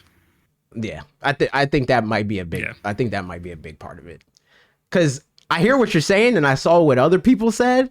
The actual experience was not a reflection of that. I would tell you if it was. I too agree with the Mario Maker thing. I also was like, yeah, nah, playing online is not worth it. It turns this into a slideshow. It runs way worse. Mm-hmm. That's not the experience with Pokemon Scarlet and Violet. The game in general does not run as well as it should. And I think that has just been combined with it playing online, and the way people explain that retroactively is like, oh, well, it must be running worse right now because it's playing online. It's like, no, the game's just running bad. It just always runs bad in comparison to games both that can be true. Both could be true, but I'm saying both are not. In this case. But yeah, that's what that is. All that is to say, I think that Legends EA, assuming that the gameplay is fun, it will be a big enough improvement, and hopefully that continues to influence the future of the games, because I still don't think that Legends EA will be a full game experience in the same way that I don't think Arceus was a full game experience. I think that there's a lot of things that they're going to remove from what makes people want to play Pokemon in spite of the fact that the gameplay sucks. I think they're taking a lot of that out. Which is crazy to me, because it's like, if all that other stuff is so good that people put up with a game that they don't have fun with playing, why would you take that out in a game that you make that is fun to play? What people like about Pokemon, outside of people like you who are like super into like the actual gameplay, what makes these games such big sellers is just the cute characters. Yeah. And we're getting to the point where these characters aren't cute anymore because they look like shit in the game. So but they that's need not to fix these games, or else you're gonna start losing people. So what I don't think that's true. I think that Switch, like the trajectory of the game sales, I think that is true what you just said in terms of like, because I'm the same. I care about the world. I don't like Pokemon's gameplay. I don't. Mm-hmm. I think most people that buy Pokemon games care about the world, and they put up with the gameplay because they care about the world. But you do like the multiplayer and shit. Like, you're into like looking at the IVs and all this shit. No, but I'm not. You know? Again, no. So why do you do it then? Why do you do it? Because I like the world. That's what I'm saying. I like the Pokemon world. I like the franchise, and that is a way that I can read a book. Read it in a book then. That's not the same. Watch the anime. They go along with the fucking thing. It's not the same. Watch the anime then. It's not the same. It's not the same. It's arguably better if no, you care about the world. Because it's the same thing as like when people buy movie games in spite of the fact that they're bad. It's like, well, it lets me play a video game in the context of a thing that I like and going through the story with the characters and stuff that I like. You know, it's like there's elements of the gameplay that is an illustration of what I like about the world. right? It's like I like the team building in terms of like catching the Pokemon, and this is my group of guys and stuff like that. And I engage with the EV training and the competitive battling and stuff like that because I like the world and I am a competitive person. Not because this is the way that I want to play the game. I've literally had 2-hour-long arguments with people on this podcast being like, I think the gameplay sucks and they need to change it, and this is why, you know? But I agree with you on that. Yeah.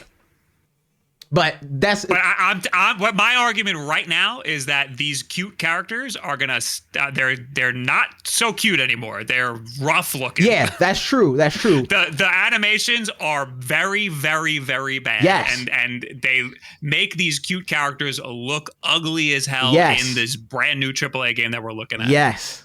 All of that is true. I'm just saying the people that buy the video games, like, they're similar in the way that it's like they care so much about all of the other stuff, all the intangibles, the things I was just talking about, that they put up with it anyway. I think that more people. Wait, what are you talking about? Are you saying that most people are buying these games because of the mechanics? No. I'm saying the opposite of that. Okay. No. I'm saying the opposite. Yes, they care about the cute characters. Yeah, they care about the cute characters. They care about the world, and yes, exactly. That's what I'm saying. And I'm saying they're gonna stop caring about that if the games keep being bad and looking bad. I think they're kind of on a treadmill, and it's like a rotating door in the sense that I think them adding mechanics is like replacing the people that's like turned off by other aspects of it, where like people saw Sword and Shield and it's like, this game doesn't look good, I'm out.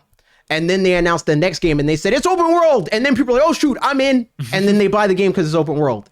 I think that like that's like a box quote. It's like this is a feature of this new game. Yes. We now have it open world, you know, and that's easier to sell to people. Right, but then and that's why I don't fully agree with the idea that if the game doesn't look, or if the games don't start to look better, that people are going to fall off, because I do see them, even if they don't, which I'd imagine that they're going to start to improve them, because we already saw some level of improvement between Scarlet and Violet in this game, or ZA to be specific. That it does look better. Yeah, so that's my assumption. It's just that the next game is going to look better, or at least as good as this one. But we'll see. It's just the last couple of games have been so bad that I like these small improvements that I'm seeing. I won't know how much improved this game is until I actually get it in my hands, because I can't get a good read from this. That's all very true. For me, the only reason why I feel the way that I do is because I've been reading these tea leaves the whole time. When it came to console, I was like, these games are not going to be good because they're not good on handheld. So when they come to the console, where like they went through this whole trajectory with Pokemon games, right? Where like the first Pokemon game sucks, runs terribly. Second Pokemon game runs a little bit better, looks a little better. The game after that runs a little better, plays a little better, you know, and then they get to the like precipice of the 2D games with Pokemon Black 2 and White 2, and they get to a point where like they're doing things that are like objectively impressive within that realm of like 2D animation, 2D pixel art animation, right? And then they move to the next thing and they're back to where they were in Gen 1. They're bad at it again.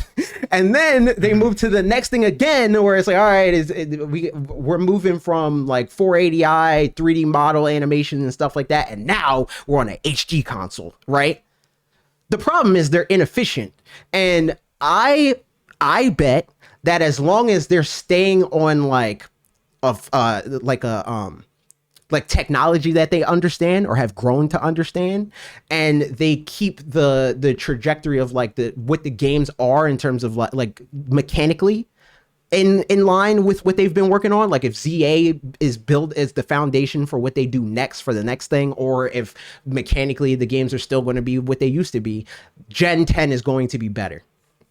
I think everything in the lead up to that is a byproduct of them being caught in this cycle and not being able to like put the brakes on and be like, wait, this isn't turning out the way that we want it to. But now they're forced to put the brakes on. And we've already seen that they put the brakes on by the fact that this is the biggest gap that we've had in decades between Pokemon games, where it's like we had the Pokemon Scarlet and Violet, and then they did the DLC, and then there was no Pokemon game, and now we're still waiting for ZA, you know?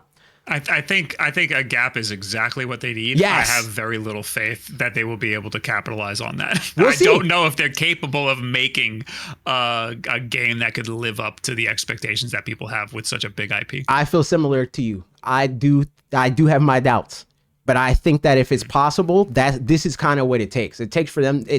Every time that Game Freak has ever made anything good, it was a byproduct of them making bad things for a long time. The only difference is people didn't care as much when it was on the Game Boy. Now we care a lot because it's no longer on a Game Boy.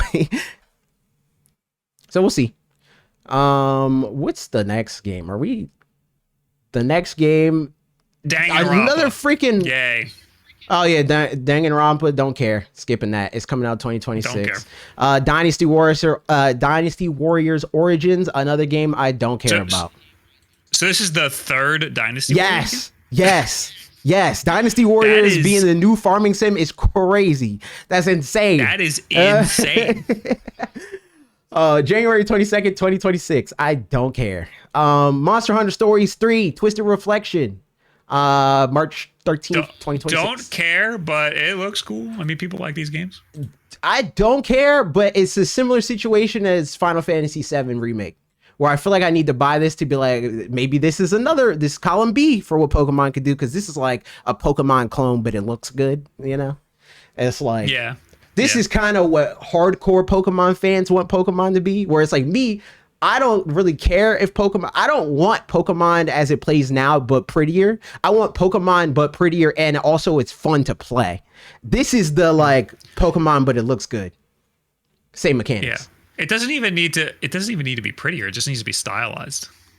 Like, give me some character. I think that's prettier. I want it to look like the anime.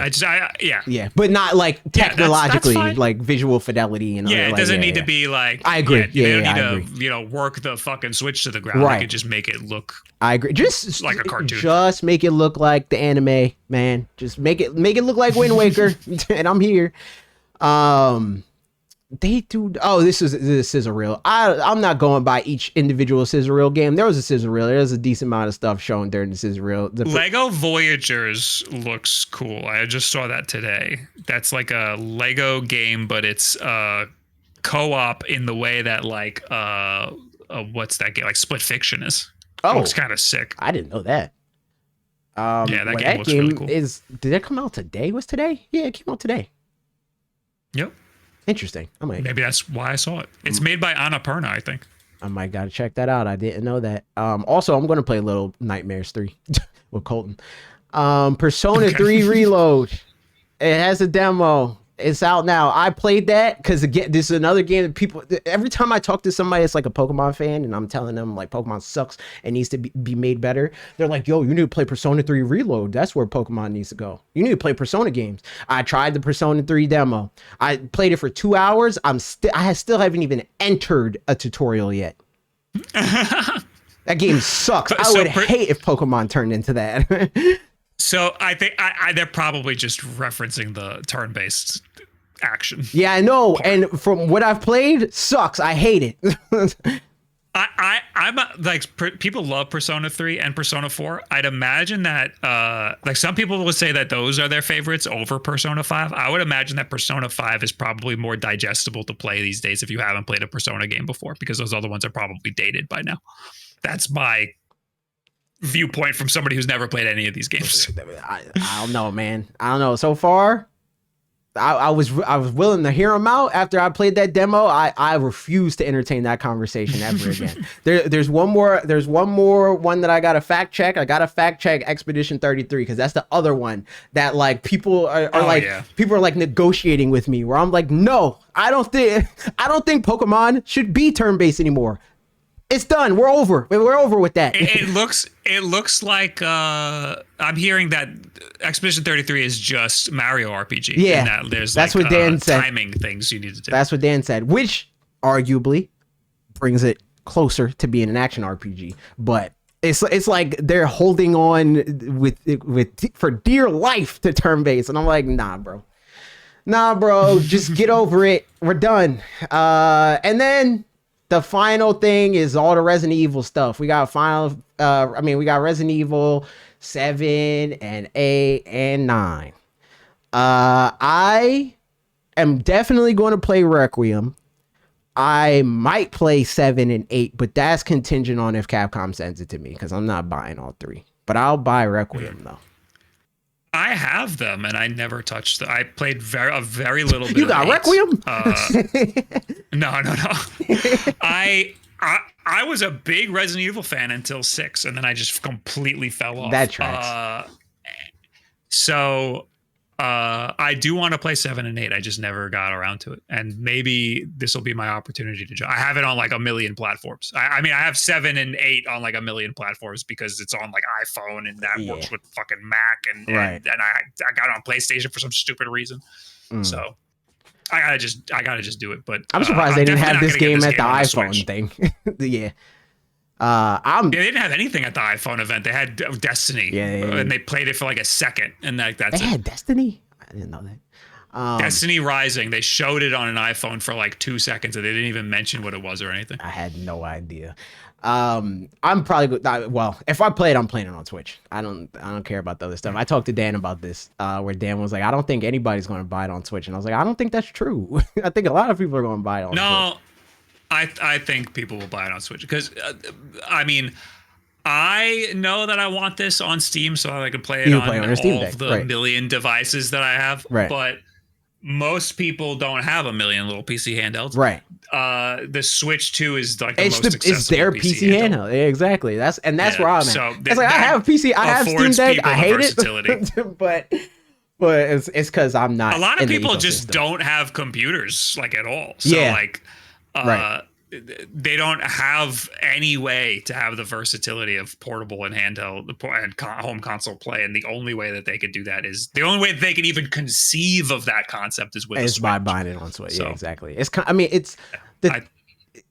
just the PC handheld concept, but it's without the like for PC gamers, the way they justify it is it's like, well, I'll play it on Steam Deck, but I can play it with like all the settings turned up and blah blah blah on my home PC or whatever, right? But I don't think most people care about the same things that PC gamers care about. So when what Dan was talking about is he's like, well, it's a horror game, and horror game fans care about, you want the best looking version of the game so you can be immersed and stuff. I was like, I don't think that that's true. I think that like people that are like really into that stuff feel that way, but I think there's a lot of people that don't even know the difference, and I think that Switch 2 is close enough where it's not like obvious. It's not like playing it on like the N64 compared to playing it on PlayStation 2, a majority of people are not looking that deep into it. Right. I think the Switch 2 gives you like an optimized PC handheld type experience. Right. So you don't have to tweak any settings. Switch 2 is what I was hoping that Steam Deck was when I paid for that. But the reason why I like it on Steam and with all my because you have your other stuff. Tchotchkes. Well, I have most of my stuff on Steam, and I have all of these different devices. But it's because I can bounce it around very easily between whatever I want. Right. It's not necessarily the settings that I can tweak. Like I don't really like. I do like to see like the frame rate. It's go more up. of an I like ecosystem the number go up. You. It makes me feel cool. Right. Yeah, it's definitely an ecosystem thing because I like being able, like right now, Silksong, I've played it on, I think I counted 6 different things since I started playing the game. That's fucking awesome. So yeah, I like having that, and that's why I don't really play my Switch 2 that much. But I think so. That's the thing. I can appreciate that it has a robust library. We're similar in that regard, where it's an ecosystem thing for me too. I'm in this ecosystem, and that's where I want to play it. It's like I don't want to have to buy, and this isn't an example of this specifically, but like I stopped playing Street Fighter on my Xbox because I stopped paying for Game Pass. So it's like, well, I don't want to randomly play game play Street Fighter when I feel like paying for like the online or whatever, when I already pay for this every year anyway. It's like if I can play it online and I don't got to buy another membership to do it, that's what I want to do. Mm-hmm. On top of the fact that it's like, if I really like the game, I can justify making a video out of it or streaming it. And it's just easier to not have to like switch HDMIs and like do it. Just being on one thing I love that. As long as I'm like, it's a playable experience, I'm fine with playing it on Switch. Yeah, I'm not. We're not bouncing between ecosystems. We're kind Right. of like Staying where we're at. loyalists. Not Yeah. purposely loyalists, but like it's just easier to have everything in one spot. Right. Like I still want, like, every time that PlayStation or Xbox does a presentation, I still watch them and I still hope for cool exclusives. I'll play that. But if there is a way for me to play a game on my Switch, that's where I'm gonna play it. That's just what I'm gonna do. If I feel like I have to boot up my PlayStation, I am sad about it. I don't want to touch my PlayStation like at all. I'm like that right now, but I was like actively trying to justify the fact that I bought a PlayStation for a while. Like I started playing Marvel Rivals on PlayStation specifically so I didn't waste the money that I spent on it. You know, it's like I literally, like, every year, it's a running joke at this point. Every year I get the the PlayStation replay or whatever they call their version. And it's like, you played 16 hours this year. And it's like, all right, cool. Yeah, I barely did anything on PlayStation. But this year I might get like 100 hours. I might get 100 hours on my PlayStation because Marvel Rivals, that might be pretty cool. I might get nothing. Did the PlayStation 5 Pro come out this year? Yes, question mark. I think so. I'm gonna get like 8 hours. Maybe just from the fucking end around of with the last Pro. year. It was either like November last year or sometime this year. So, I don't know when they cut off the Wrapped thing, but yeah, that's where I'm at. I think that's all we had to talk about as far as the direct. There's some other. Well, there's the big one was Fire Emblem. Oh yeah, The Fire big one Emblem. more thing was Fire Emblem. What? I don't care about this game, but it does look really nice. I like Fire Emblem, but I like Fire Emblem kind of in the way that you might think that I felt or thought I felt about Pokemon. Where like Fire Emblem, I hated the idea of the game, right? And then I played the game, and the mechanics around the core gameplay is what made me want to play the game more. Like the permadeath thing sold me on Fire Emblem. Cause then it's almost like I'm following characters in a show. And it's like, oh, that guy, my guy died. That's messed up, you know. Like, so it gets me invested. That's kind of cool. That's why I like Fire Emblem. I like Fire Emblem because it makes me more invested in the video. I played the mobile game. What was the mobile game one? The mobile game, Heroes, I want to say. Yeah, I think that's what it's called. Yeah, Heroes. I always get that confused with I played Echoes. a decent amount of that. I don't think Heroes has that. I don't think you get the permadeath, and which I think that I would. think it does. Does it? Don't you pay for the characters in that game? People wouldn't riot. I don't know. I think it's a gotcha game. I'm pretty sure. I remember it was very bad when a character died. I think it's. I don't remember why. I think it might be bad in the moment. Like I think they die in the moment of the match that you're in, or maybe even like a boss rush kind of situation. But I don't think you lose them forever. Okay. But in the main games, and you could turn this off, but if you turn it off, I hate the game. I think the game's terrible. But I think the game is fun and interesting if it has permadeath. Sardi explains it. It doesn't have permadeath, but you're doing like a chain of battles. So Right. That like makes you're sense. doing like a run, and if they die during the run, Then they're you just don't dead have them for the rest whole of the run. Yes. Right. Yeah. So that makes sense. That I never really cared about. But this game, I'm down because I like the whole thing. It's like I got Fire Emblem because for Nintendo stuff, the big Nintendo franchises, I always want to try them so I at least know about them, you know? Yeah. And I can at least say authoritatively, I don't like it, and this is why, you know? This game's gonna be like 100 hours. I have no intention to finish the game. I will probably not finish it if it is 100 hours. Right. I finished 3 houses for what it's worth.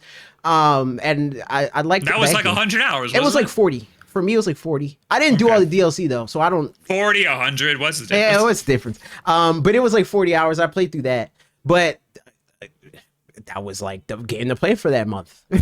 You know. Yeah. So I don't know if that's going to happen now that Switch 2 will most likely get more third-party stuff. So it would be harder to like, or worthwhile third-party stuff, I should say, because like, Yeah.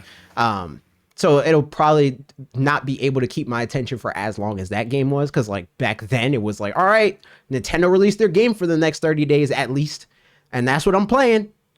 So that's what I did. I don't know if that's going to be the case for it, because even like Nintendo even announced a bunch of games for spring. Granted, they just said this is just 2026 vaguely, right? So this It says 2026. yeah, it's just 2026. So this might be like a summer game or something. So we'll see. Yeah, I'd imagine spring or summer. Yeah, we'll see. I'm down. I'm interested. We'll see if I stay with it, because I started playing the most recent one, and I jumped off of that kind of for the same reason, because I lost somebody that I was like, nah, and I lost him in a way that I felt like was like very cheap. So I was like, nah, forget this game. I'm over it. I'm over it. So that also is it's a double-edged sword in that way too, but it at least gets me in the door. I don't know how long I'll stay in. So I think I wasn't really that jazzed about this whole direct because there's not anything that was a new announcement that I really care about. Right. And that's basically it. Mhm. I don't think like it was a bad direct. I'm sure there's things here that other people really enjoyed, but personally, there's literally, it doesn't seem like there's anything interesting to me at all besides games that I was already a little bit excited about anyway, like Metroid. Games you're already excited about anyway, or maybe games that you're just going to play elsewhere. Yeah, that too, like Resident Evil. But even Resident Evil, like I'm not like jumping for joy over a new Resident Evil game because I haven't played the last two. That's fair. Oh, there was one other thing that I did want to add, and I should have mentioned this when we were talking about Pokemon, but that kind of got derailed. They announced that Pokemon Legends EA is going to have Pokemon Home connectivity, but you can't transfer your Pokemon to the other Nintendo Switch games that were released, or any other Pokemon game. Any Pokemon game before Legends EA, you can't transfer your Pokemon to them. And people are mad about that. But me... So what's the point of having home connectivity then? Because you can, in theory, transfer them to future games. And that's why... Like the next yes. Legends game? Yes, the next Legends game, and I assume Champions also. Because Champions, I don't know how else you... Because they already confirmed that in Pokemon Champions, which is like the battle simulator thing. They already... I'm a little interested in Champions. They already confirmed that in Champions, there's going to be the Mega Evolutions that are in ZA. And I don't know how else you get the Pokemon ZA Pokemon if you can't, in some way interface with Pokemon Home in that game. But my thought and the reason why I'm kind of like, I don't know, man, this might be pretty dope. I might be down for this is that tells me that there's something in the individual's Pokemon, like Pokemon's code, that is saying like this game can't read that game. It's almost like putting a game like a Pokemon from Pokemon Silver in the Pokemon Red and Blue, where they're just like this. We didn't think that this was something that we would need to retroactively put in something else. So we didn't. Yeah, they probably just didn't. They probably just didn't account for it when they were making the last Legends game. Right. And yeah. So with it makes a little bit of sense. So with this game, I'm feeling like maybe if the next one has a similar battle system or like similar stats that are like that they're also, because my thinking is if it doesn't work with any future games, they would just say it only works with Pokemon Legends ZA. But they didn't say that. They just said the older games released prior to ZA, Pokemon from ZA can't be transferred to. So that has me personally happy. It has a lot of Pokemon fans angry. But that's been a common thread so far. Is like a lot of stuff that I've been hoping for Pokemon, where it's like they need to change this, they need to do this, they need to do this. They've been doing it, and Pokemon fans are mad. So I think it's a good sign for everybody else. Well, it's not a mainline Pokemon game, and you're able to do home connectivity. So, well, it is like at all. So like officially, like with Pokemon, like in Japan, it's a core Pokemon game. Like Pokemon games in Japan, the way that they differentiate spin-offs is they have a different logo for Pokemon spin-offs than they do for mainline Pokemon games. Pokemon Legends games have the mainline logo, and they talk about it. They say it's a core Arceus have the mainline logo? Yeah. And that's also why it too works with Pokemon Home. Like Pokemon Coliseum doesn't work with Pokemon Home. Pokemon Stadium, any other Pokemon spin-off game, these work with Pokemon Home. So technically it's a mainline game. Or it just is. It just is a mainline game, and Western audiences don't think of them the same way. It's kind of like how Americans think about anime. Where like in Japan, anime is just cartoons, but Americans have all of these like rules that makes a anime or not. That's how the Legends series is. It's like to them, it's just a mainline Pokemon game. So me personally, I'm sitting here and I'm like, hey, maybe they change up what they need to change up in Gen 10, but we'll see. TBD on that. I don't think there's anything else. I don't think there's any other news. So like I don't know if you guys aren't already news in general besides the direct. I mean, there's other news in general, but I don't think we ought to talk about news in general. Oh, you don't? No, I mean, I'm down to talk about it on Twitch, not on this podcast though. But yeah, like, comment, subscribe, follow Bob if you're not already following Bob. Thanks for coming on here, Bob. I appreciate you. No, anytime, man. Thanks for having me. I'm gonna hit you up in like 2-3 months. Okay, yeah. That's fine. All right, sick. Maybe next Nintendo Direct, if it's big enough. Okay. All right. Later, y'all. Ending the recording. Bye bye.